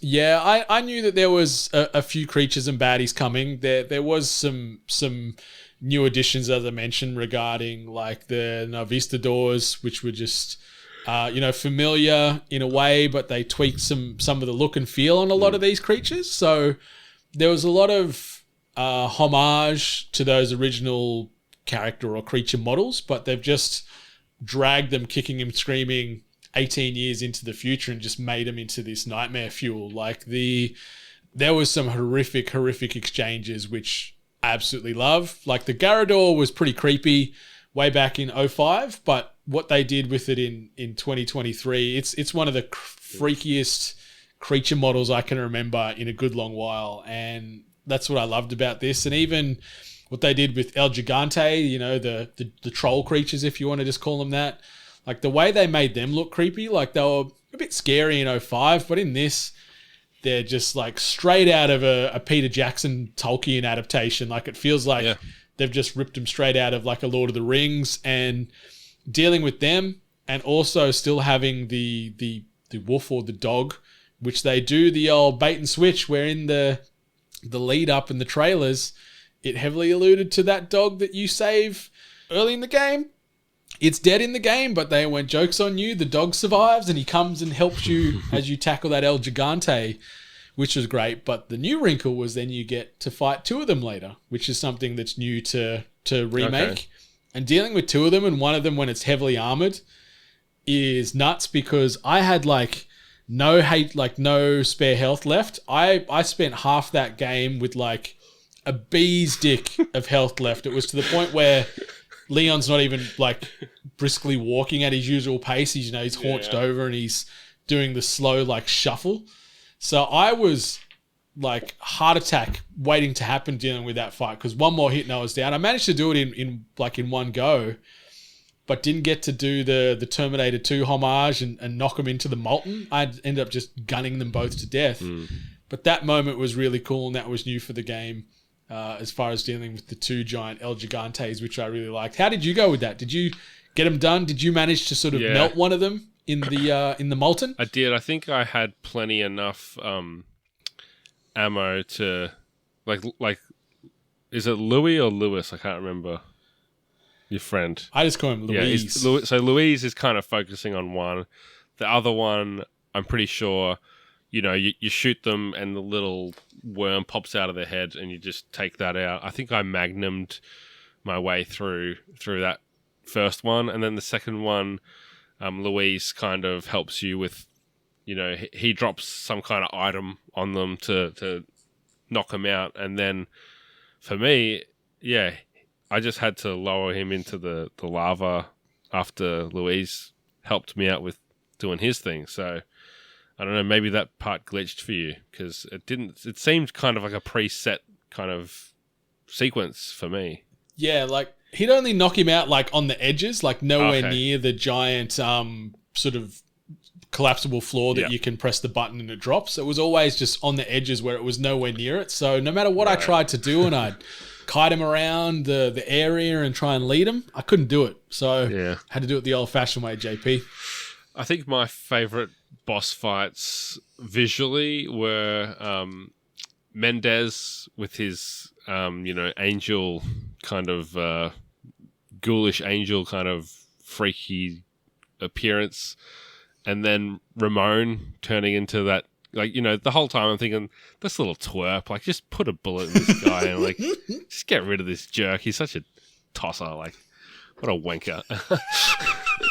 And then, like, you finally put the bullet in him and he turns into this freakazoid, and you're like, yeah, okay, this guy's going to be a bit of a problem. That one took me ages because, like, I just didn't realize how to approach him, and I kept I was a little bit confused about, like, how to beat him. But then once I knew, I was like, okay, just keep moving, wait for him to do his attacks and then pop him off, and it's actually pretty simple. But, like, visually and the way he's, like, kind of taunting you and just getting to take him out was pretty fun because he was just shut him up. Just get rid of this punk. I love that you called him not only a twerp but a tosser in the span of about 20 seconds. Like, you went in hard on Ramon Salazar there, but yeah, he is a bit of a parody, a bit of a caricature of a character, and they do lessen a bit of that going from the original RE4 to Remake, but he is still very much an eye roll type of character that you deal with. But when they do evolve him, if you want to say, or just mutate him into the Plagas variant of Ramon, that battle was intense. I think I died twice trying to get him because I guess you could say the acid or the poisonous bile that it's spitting at you, that could do some mad damage. And then sort of the random, almost like proximity based, like bile bombs that he was dropping around the place. I ran into them a couple of times and just got chopped up. The problem for me was that it took me a long time to realize, I don't know why it took me so long, but you can't be too close. Like, if you're too close, it's an instant kill. Instant hit. Yeah. And that was what got me, is that I was kind of stubbornly trying to stay in the area where the fight starts, but realized, okay, you have to run up the stairs, you have to keep distance between you, and as long as you can stop him from getting too close, you can withstand everything else.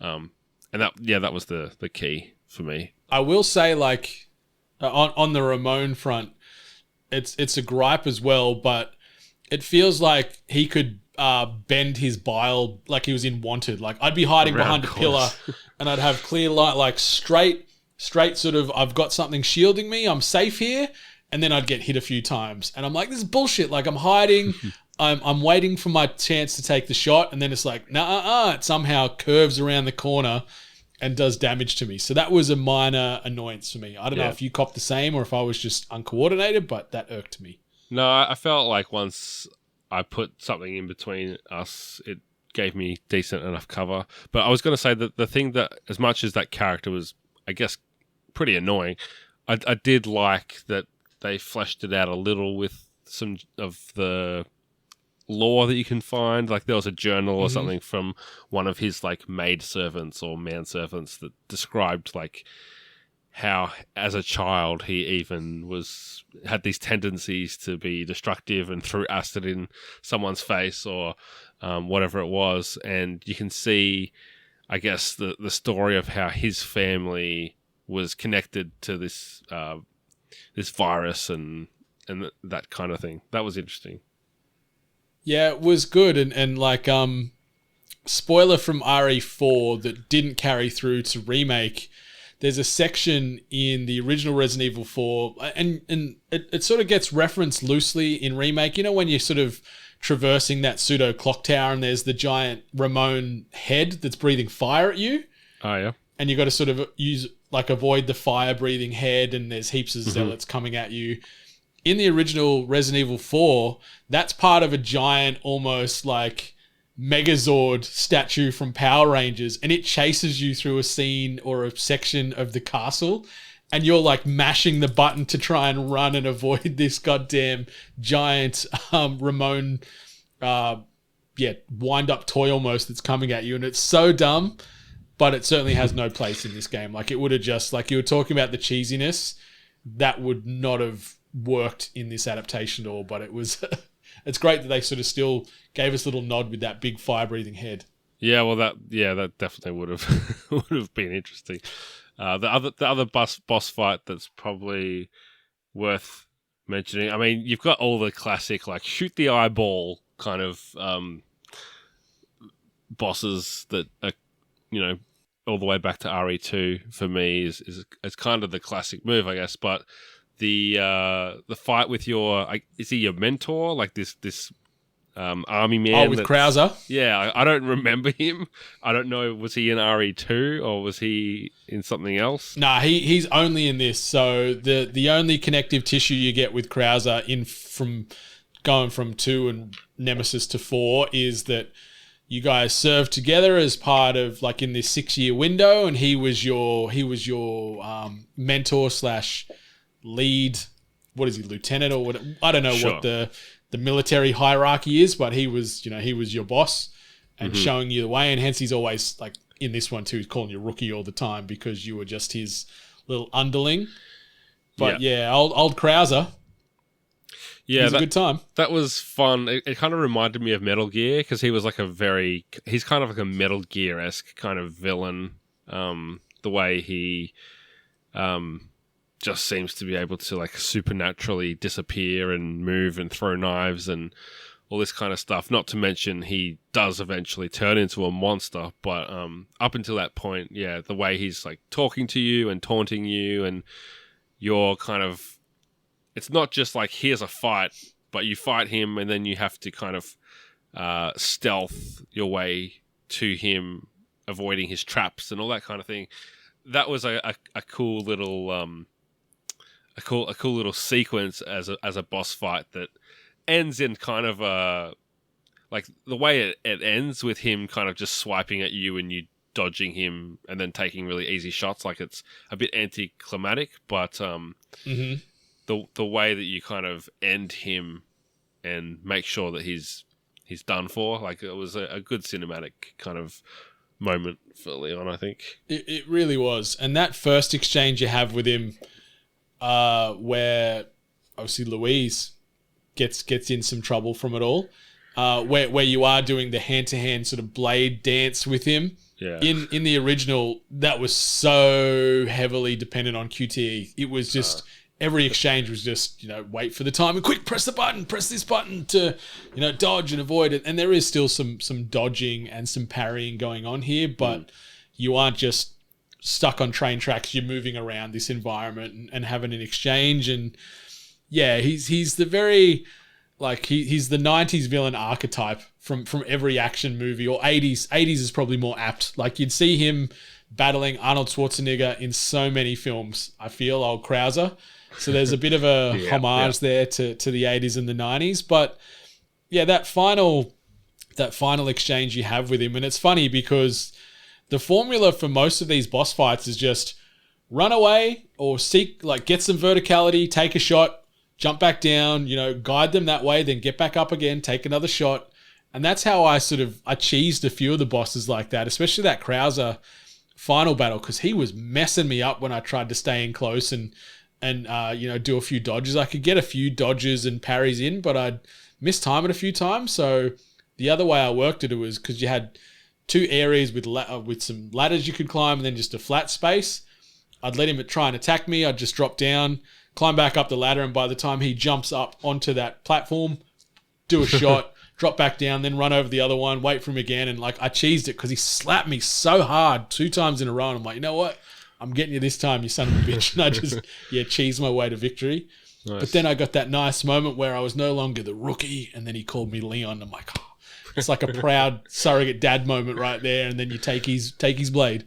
Yeah, give me that knife. You want to talk about the Ashley section as well? Yeah, like I really, really enjoyed Chapter 9 where Leon has been captured and he's stuck in this giant gold birdcage-like prison from the Zealots, and I guess he's just eternally fighting off Zealots as you assume the role of Ashley, and Leon's just like, run, get out of here, save yourself. But Ashley has a bit of a hero moment. She's like, I'm done running. I ain't running no more, Leon. I'm coming to save you because we're going to be agent teammates eventually, because she's always alluding to, we could work together. We could be a team and da-da-da-da. And she has this sort of hero-making sequence in Chapter 9 where it's very Haunted House-esque, where she's running around trying to find the necessary items to unlock this giant birdcage-like contraption that Leon's stuck in. She has no weapons. She can find some things here and there, but her primary survival-based item is this lantern that's got a blue flame in it that is like it weakens and it freezes any exposed like Los Plagas-based enemies you deal with. And it's funny, the enemies you deal with in this section, they're called Armadura, and they're, it's a suit of armor with an exposed Plagas parasite poking out of it. It's creepy in the way they move, and it's really like rigid and zombie-like and stiff. And they're everywhere. And because this area is one of the most darkened areas of the whole game, where most of the time you're dealing with Leon, you did mention like most of the game's set over nighttime, but it's usually pretty well lit. You're in a castle, the village, etc. The parts where you're playing with Ashley, it really leans into the horror because you're helpless. You're running a lot of the time. You need to use this thing a few times to save your life. But then if you're looking one direction, it can come at you from another way. Yeah. And there's this one particular sequence where you sort of take this lift down to get this item to open the door to get Leon out. And there's all these Armadura there, and they're all stuck in front of you, and you've got to crawl underneath, like through their legs to get out. And you can hear them sort of twitching and moving above you, but they're frozen due to this this blue flame that paralyzes the Plagas. But like I almost like when I was moving the left joystick forward, I was sort of looking like from the side of my eye at the screen because I sort of knew what was going to happen. But it was really cool just feeling helpless and running around and just having a new sort of gameplay mechanic thrown at you a good way through the game, and seeing Ashley, I guess, be more than just the president's daughter. Yeah, that is going to be an interesting one when the VR patch comes eventually. That sequence, it'll be. Yes. I'd like to know how you go with that. Yeah, I think it's always it's always a tough thing to go from the powerful character to the less powerful character, and it happens in a lot of games. That some we've talked about on this podcast recently, without spoiling anything. But I think that they handled it pretty well in the fact that she's not running around with a bow or like a crossbow or some new weapon that you have to learn. It's just this lamp, and it's as simple as holding it, running away. The sequence when you have to hit the different emblems around the room to open the gate, that was pretty intense because it's like, where's the damn moose or whatever? Like you're looking at all these different icons and trying to figure out where it is in the dark. And I definitely died a few times as her because if one of those guys swung their sword kind of anywhere near you, it just seemed to like take you out. But yeah, the tension of that mechanic was quite fun. And I don't like, there's a sequence at the end where you finally get the object that you're searching for, and then you have to run back to Leon.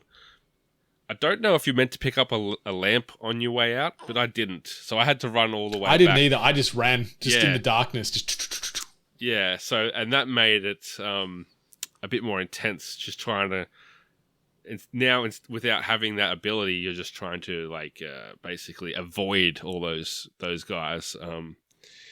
So yeah, it didn't drag on longer than it needed to. That's another great thing about that section. It gave Ashley a bit of character development, made her a bit more than just the damsel in distress, even though that's really what she ultimately was. And it shifted the feel and the vibe from just long enough to experience something different. It shifted. Oops. It shifted from powerful Leon to a bit more vulnerable as Ashley, but still taking charge at the same time. Yeah. Now, I agree, and I liked as well with that as once you jump back into Leon's shoes, you can revisit those areas, and if you want to do battle with all those Armadura, you can do that. So you do get that same familiarity of that zone, but you can tackle it in a completely different way where you do have your arsenal of weapons at your disposal and you can take down all those Armadura. I didn't go back and fight one of the sub boss that pops in there, where you can get it via way of the side missions that the merchant gives you. I didn't go in and check that out. I want to probably go and play that request on my second playthrough just to see just how freaky that bugger is and how powerful he is, because they do take a beating.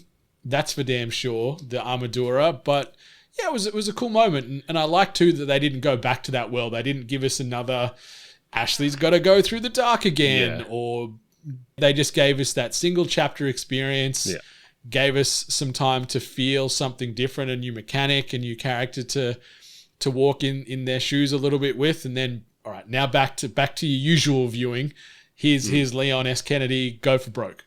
Yeah, I didn't realize that that's where that optional boss was. I may have tried to find them if I knew exactly where to go, but I did go back with Leon to open some of the chests that you couldn't open as Ashley. I think you get a gun, like maybe I can't remember which gun it was, but if you run up the stairs and use the weird key, there's a weapon up there or something to reward you for the effort.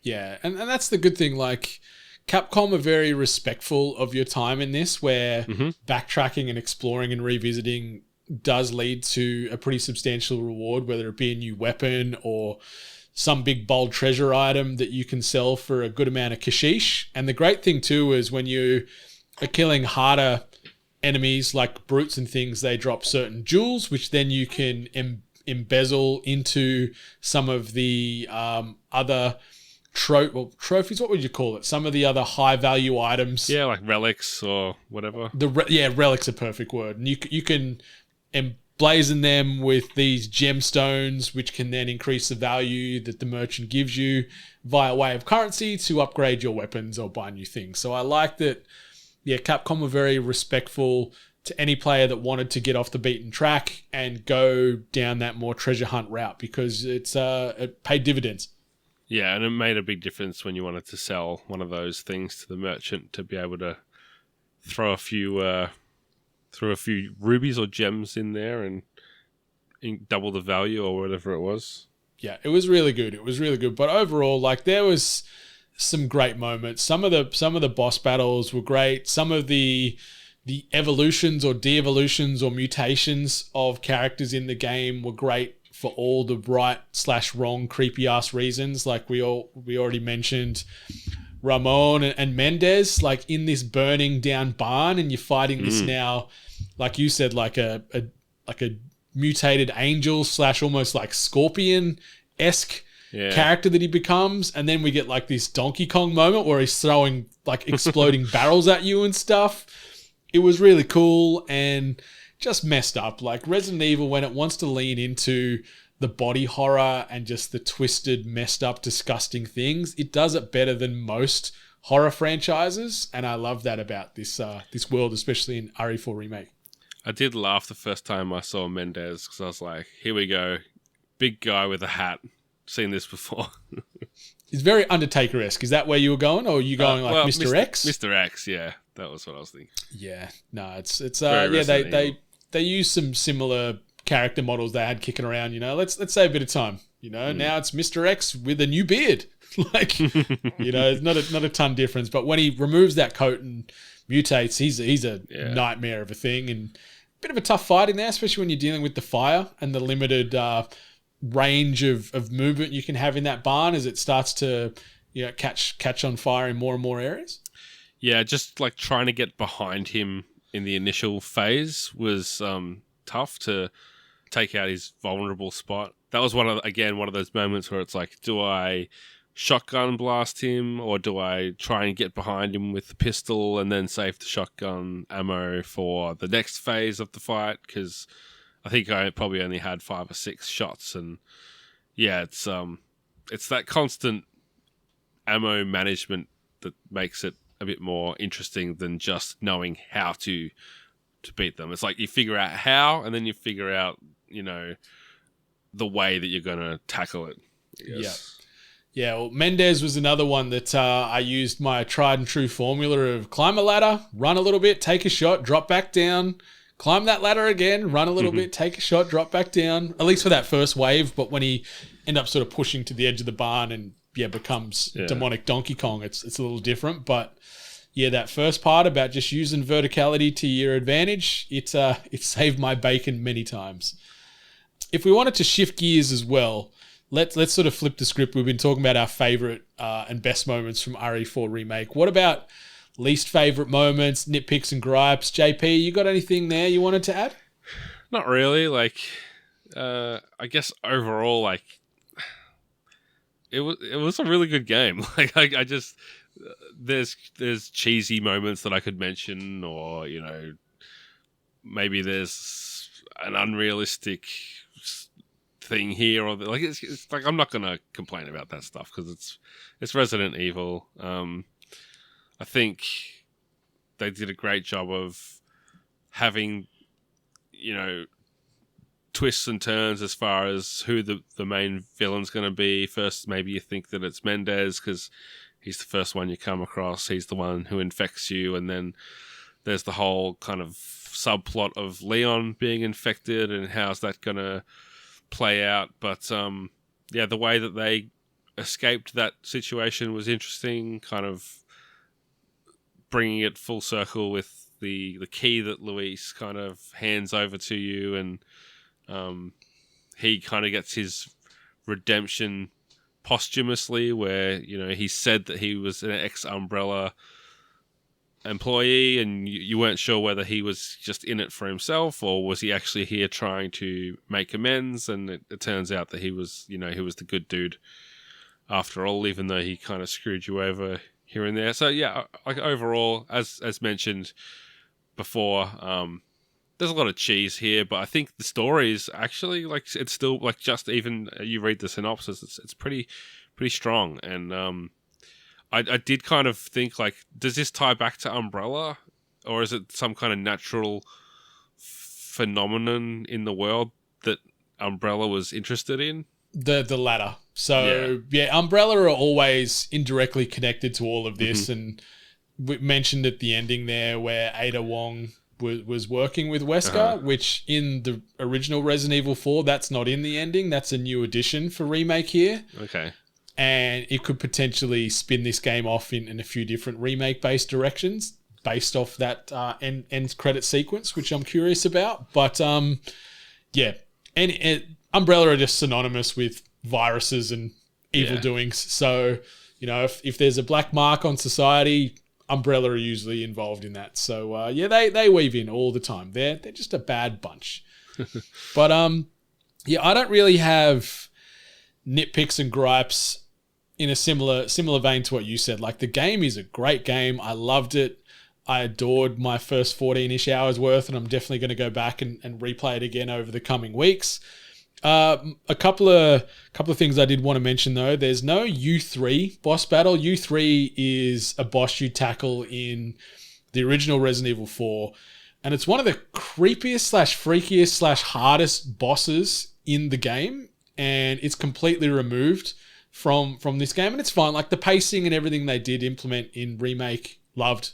Like I'm not saying that this not having this character or this sequence in ruins the game, but it was one of the most memorable parts of RE4 for me because it was so intense and it was difficult and the creature was disgusting, and seeing how that would translate with that RE engine, I think it would just be nightmare fuel times infinity. Like it would be intense and creepy and messed, and we didn't get any of that, so that's a shame. Maybe we get it in future DLC because there was some Ada Wong spin-off based DLC that I'm assuming we'll get with Resident Evil 4 Remake, so they could weave it into there. All hope is not completely lost. And something else I wanted to mention, the final boss battle when you're tackling the big bad, old Sadler, that's where, like we mentioned earlier, the rocket launcher, I one-shotted him into the second phase straight away. Like with the rocket launcher, he was chasing me around, did my usual, kiting him, getting high, getting low, turned around, and I don't know if I just hit the area that did like some type of crazy critical multiplier, but whipped that rocket launcher out, one-shot it, and then it went straight into that secondary phase where he becomes this giant tentacle creature that's, you know, a whole host of bad, and then you're just shooting it in the eye / Sadler to kill it. But I one-shotted it straight into that second phase, and then the second phase was just, that's it. And I'm like, oh, the last biggest boss of the game was the easiest one for me to fight. What was the first phase? I can't even think.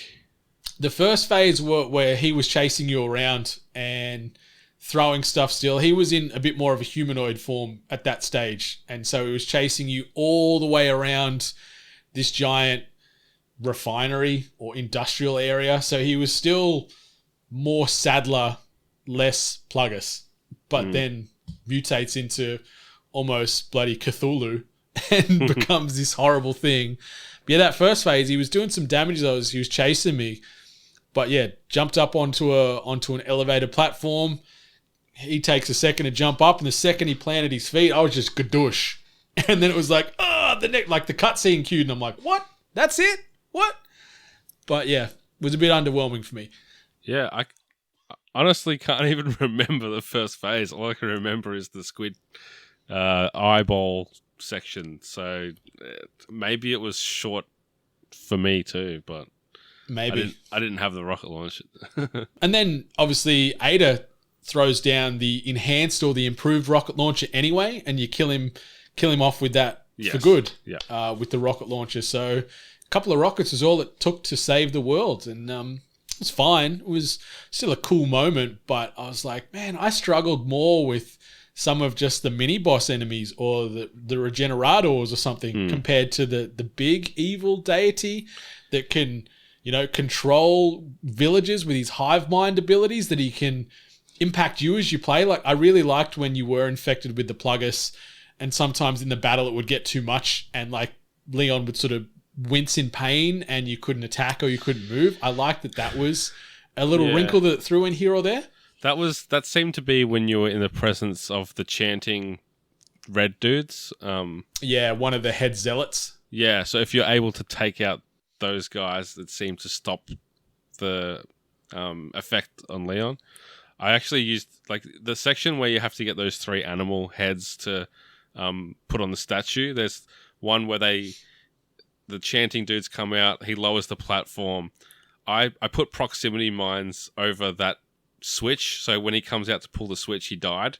So I didn't get lowered. Very sneaky. So I had to deal with all, and that was intense. There was zealots coming out the wazoo. I tried it a couple times before it worked. So I could just run straight across the catwalk, grab the item, and then everyone comes out. But they have to kind of filter, like bottleneck through the catwalk. So it was way easier to just be like one by one, bang, bang, bang, bang. So I still used a lot of ammo, but I didn't waste any ammo because they were just coming straight at me right in front of me. Smart play. Yeah, I was running around like just fleeing for my life because they were coming from every direction and it was intense. So maybe there was some times like I poo-pooed the old bolt caster early on, but it sounds like there's some real utility with that thing. If you want to cheese a few key sections, then yeah, it does have its purpose. And then I always wanted to hold on. The other sequence I should mention is like there's kind of a last storming the castle sequence before you get to the end of the game that has like the bugs that hide. It has dudes throwing TNT. It has one of the brutes, but the brute doesn't have a hammer. He's got a gun. Like he's got the rail gun. That sequence where there's like trip mines. I'm using the trip mines to kill dudes. I'm planting the proximity mines to take them out. I used everything I had in that section to avoid wasting ammo ahead of the last boss fight. So yeah, it does up until a certain point have its purpose. The old remote. Yeah, I do have to chuckle at like, you know, you start in a very simplified coastal village somewhere in Spain, and then it escalates to a castle, but then you've got this high-tech underground laboratory, and then like the enemies upgrade from just random villagers with a pickaxe or a scythe to, like you said, the brutes that are now carrying like fully automated guns, and then like you've got some new Ganado-based militant operatives that have stun batons and are fully armored. Like I do love that there's just this cash injection all of a sudden where this end of the island we've got a militia, you know, on the uprise, and then at the other end we've just got the poor common folk. Like it does make me chuckle, but it all just makes sense somehow. And then you've got your helicopter buddy helping you mow them down at that point near the end of the game too. That was pretty fun. That was a cool moment. Obviously meets his demise due to the flying humanoid Plugus insectoids, but it's pretty good. It's pretty good overall. JP, as far as that ending and the potential what's next, obviously we do get a very 80s/90s ending where they're escaping on the back of a jet ski and avoiding all this destruction, and the island is literally caving in around them, and a massive big jump hero moment on the jet ski, and then a little zinger. What did you think of the ending? Did it check enough boxes for you to give you a good payoff? Yeah, well, it was a good like kind of, you know, James Bond kind of ending for the two of them there. I did think like how far are they going to get on this jet ski as they go out to the ocean before it runs out of fuel. Not very far in my estimate, but there's probably support coming to pick Leon up at some point, another helicopter or whatever it might be. As far as the ending with, you know, Ada and her swerve to, you know, take the test samples, whatever she had procured, to a different buyer. That was the amber. Yeah, the amber. That's it. I'm interested in your thoughts because I don't have much knowledge outside of the games I've played as far as whether that's pointing towards they're probably going to remake 5 because it leads straight into that, or does it lead into a spin-off? I personally would love to see them go back to RE1 because it's kind of the missing... Because we missed it. Now. Yeah, like... It is on PS4 and probably Xbox One, but it's like a port of that, like a HD port of the GameCube remake, I'm thinking. Is that right? Yeah, it is. I've played through it. I've played through the port from the GameCube on the Xbox, and it still plays great, looks great. It pales in comparison to these most recent run of remakes, but... It was always weird to me, like, RE2's one of my favourite games of all time, so I'm not sad that was the first game that got the remake treatment, but to not do one always felt strange to me. It's like something's missing. I don't know. Yeah, I don't know the reasoning behind that as to why Capcom thought that was the smart play. But as far as the timing, obviously, Wesker's sort of your primary big villain in not only Resident Evil 5, so they could potentially jump straight into 5... Or if they wanted to maybe roll back the timeline a little bit, we've got Resident Evil Code Veronica, which is sort of set after Resident Evil 3 Nemesis, and it's set a few months after Nemesis, and it chucks you back in the shoes of Claire, but also Chris. You end up going to a Umbrella facility. I think it's in France, if I remember correctly. And it's very underrated. It doesn't get enough love because it sort of doesn't fall in the mainline, Resident Evil 1, 2, 3, 4, etc. It's sort of an offshoot, but it is phenomenal. So I would not be sad at all to see Code Veronica get the remake treatment next and sort of bridge that gap between 3 and 4. Or if they just go direct continuity and go 5, because Resident Evil 5, it's like another 5 to 6 year jump from 4 into 5.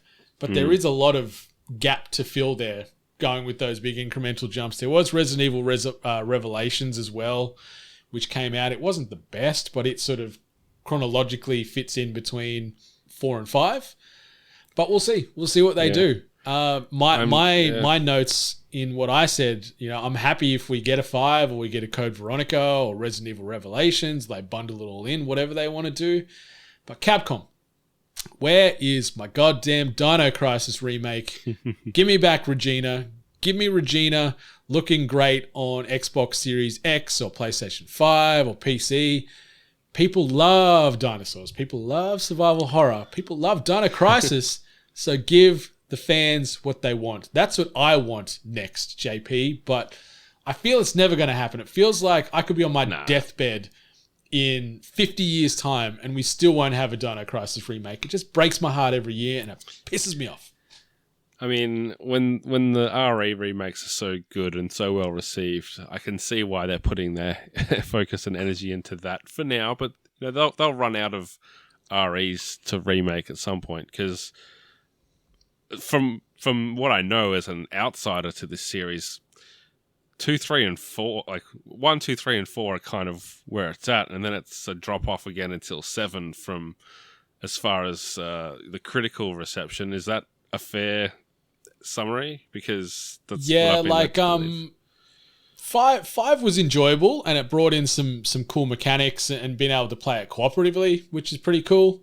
With 5, there was some controversy as far as what they did with the game itself. We don't need to go into the specifics there, but 6 was weird because you get 4 separate campaigns where you're playing not only as Leon, you're playing as Chris, you're playing as Ada, but also Jake Muller is another character they introduce in 6. So you sort of get 4 experiences in one. 6 is pretty weak though overall from a story and just a gameplay perspective. So I'm very curious to see what they do with 5 and 6, but there is so many other games they've done in between. Like there's Resident Evil Revelations 1 and 2. Like I said, there's Code Veronica. There's a whole other thing that they could dive into from a Resident Evil perspective. There's even like Resident Evil 0, which is set before the original Resident Evil game, that they could go back and explore, where you play as Rebecca Chambers and Billy Cohen. So there's a lot of lore and a lot of games that they could go back and redo or weave in the best parts of a few of them into one game. I don't know, but we're getting more of this, JP. In another couple of years, we're definitely getting another remake. That I have no doubts. Yeah, I just know that like RE3 wasn't as well received and probably didn't sell as well, and I really liked that game. I don't think that the response is because so much of what they did with it as much as what they were working with as far as the source material. So if 5 and 6 and these others aren't at the same level of 2 and 4, then that's going to reflect in whatever gets remade. Not to mention the newer those games are, RE6 coming out in 2012. It's then moving into territory of like that we're not so much adding modern mechanics as much as putting a fresh coat of paint on it, and then how much of a development or juxtaposition is there, like going from RE2 in the 90s to RE Remake now is obviously huge, and it's a completely different game, just kind of inspired and following the story and some of the mechanics that were key to the series. So it's less of a novelty one at that point, and I just am curious, and I guess we'll have to wait and find out the direction that they decide to go, because it makes me kind of go, well, just make new ones like this, but then they've moved into that first person thing that doesn't really gel with me because it's a bit too scary. So do they, do they go back to that? But it's kind of like, it reminds me of Final Fantasy where, they're remaking the older ones, and I love turn-based combat, but we don't do turn-based combat anymore. All the new ones are going to be the action style. And so I kind of wish that they would make new games that are like an offshoot that follow the old style. I wish they would do that with Resident Evil 2, where maybe it's not the numbered series still, but they do these throwbacks that are over the shoulder survival, paying tribute to that RE2, RE3 self-contained stories in these hotspot areas to explore. So yeah, I don't know. We'll see. Capcom seem pretty smart with the decisions around these things lately. So, like you said, if it's remakes that they do, I'm sure that they'll pick the right games to focus on. I think so. Capcom are in some rare air at the moment, as far as they just keep dropping hit after hit with the Resident Evil games that they've done, whether it be the remakes or the new entries with Devil May Cry, with Monster Hunter. So they're sort of getting a lot of positive press from fans and media alike. And I feel the next two entries will probably get a Resident Evil 9. And then on the back of that, we'll get a remake, whether it be of 5 or Code Veronica, is my guess that we might get. Because they'll keep making these games, because this is the fastest selling entry in the remake series so far. They moved like 3 million units in like 2 days or something absurd like that. So people are thirsting for some Resident Evil, and it's reviewing well. Like we mentioned, 92 on Metacritic. And that, I guess, pivots nicely into our last word on Resident Evil 4 Remake. And it's pretty short and simple for me. It's my current game of the year. I know we're only in April, but this game checks every box I'm looking for from not only a Resident Evil fan, but just a gaming fan in general. So go play it immediately, because it is fan-freaking-tastic. Yeah, I probably have Dead Space a slither ahead, but they're very different experiences. Like that Dead Space is a lot more like RE2, where it's single location, getting to know it intimately, and dealing with the consequences of what's gone wrong in that spot. I really like that as a theme and a motif for survival horror. So that maybe spoke to me more than the RE4 more shooter style.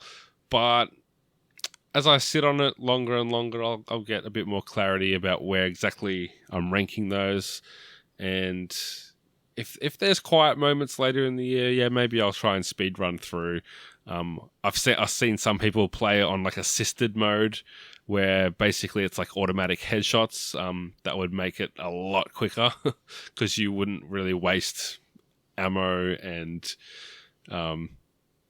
you wouldn't probably die either. Yeah, and there's some benefits for going back and replaying, because you can get certain really heavy powerful weapons with unlimited ammo, so you can just go through and just obliterate everything and just feel like a superhero as you go rummage your way through Spain and save the president's daughter. So I'm looking forward to dipping into that. Also looking forward to Mercenaries mode coming out, which is a free addition to the game, which will be out in the next couple of days at time of recording. So that'll add some more value. And then hopefully we get what I mentioned earlier with the spin-off DLC that we got with RE4 that ties into Ada Wong's story and sort of fills in some of the blanks as far as what she's been doing, skulking around this area during Resident Evil 4. So you sort of get a little bit more backstory and a little bit more information on certain characters. So yeah, I'm excited for more RE4, but also more RE in general. So bring on Resident Evil 9, bring on whatever remake you go with Capcom. I fully trust what you're doing with this franchise, and I am so excited for more. Yeah, and you can also replay with Leon wearing the same hat that Jason Biggs wore in Loser. if that tickles It your is. fancy. It is a sight.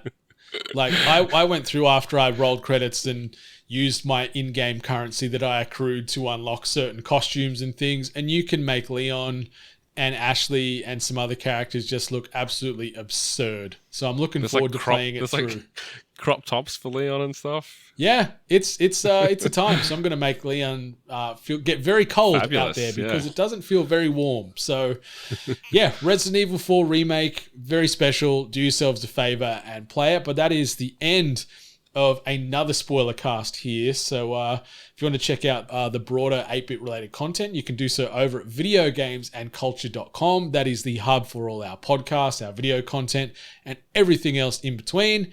Be sure to rate, view, and subscribe this podcast, as well as all the other podcasts you listen to on the regular. Those ratings and reviews help keep the emotional lights on in our hearts. Takes no time, costs you no money. But if you want to spend some money, you can do so over at ko-fi.com/We're8bit. From the low price of $1 per month, you get exclusive access to perks, giveaways, and more. And if you want to get some merchandise, shop 8bit.net to get yourself tees, hats, hoodies, and everything else in between with some of the best designs you'll see in the gaming and pop culture space. Be sure to follow myself on the socials at Brendan8bit. Be sure to follow Jono at Jono himself. And be sure to follow 8-bit as a whole at We Are 8-bit. But Jono, anything else you want to say before we get on out of here? Look out for the wrecking balls.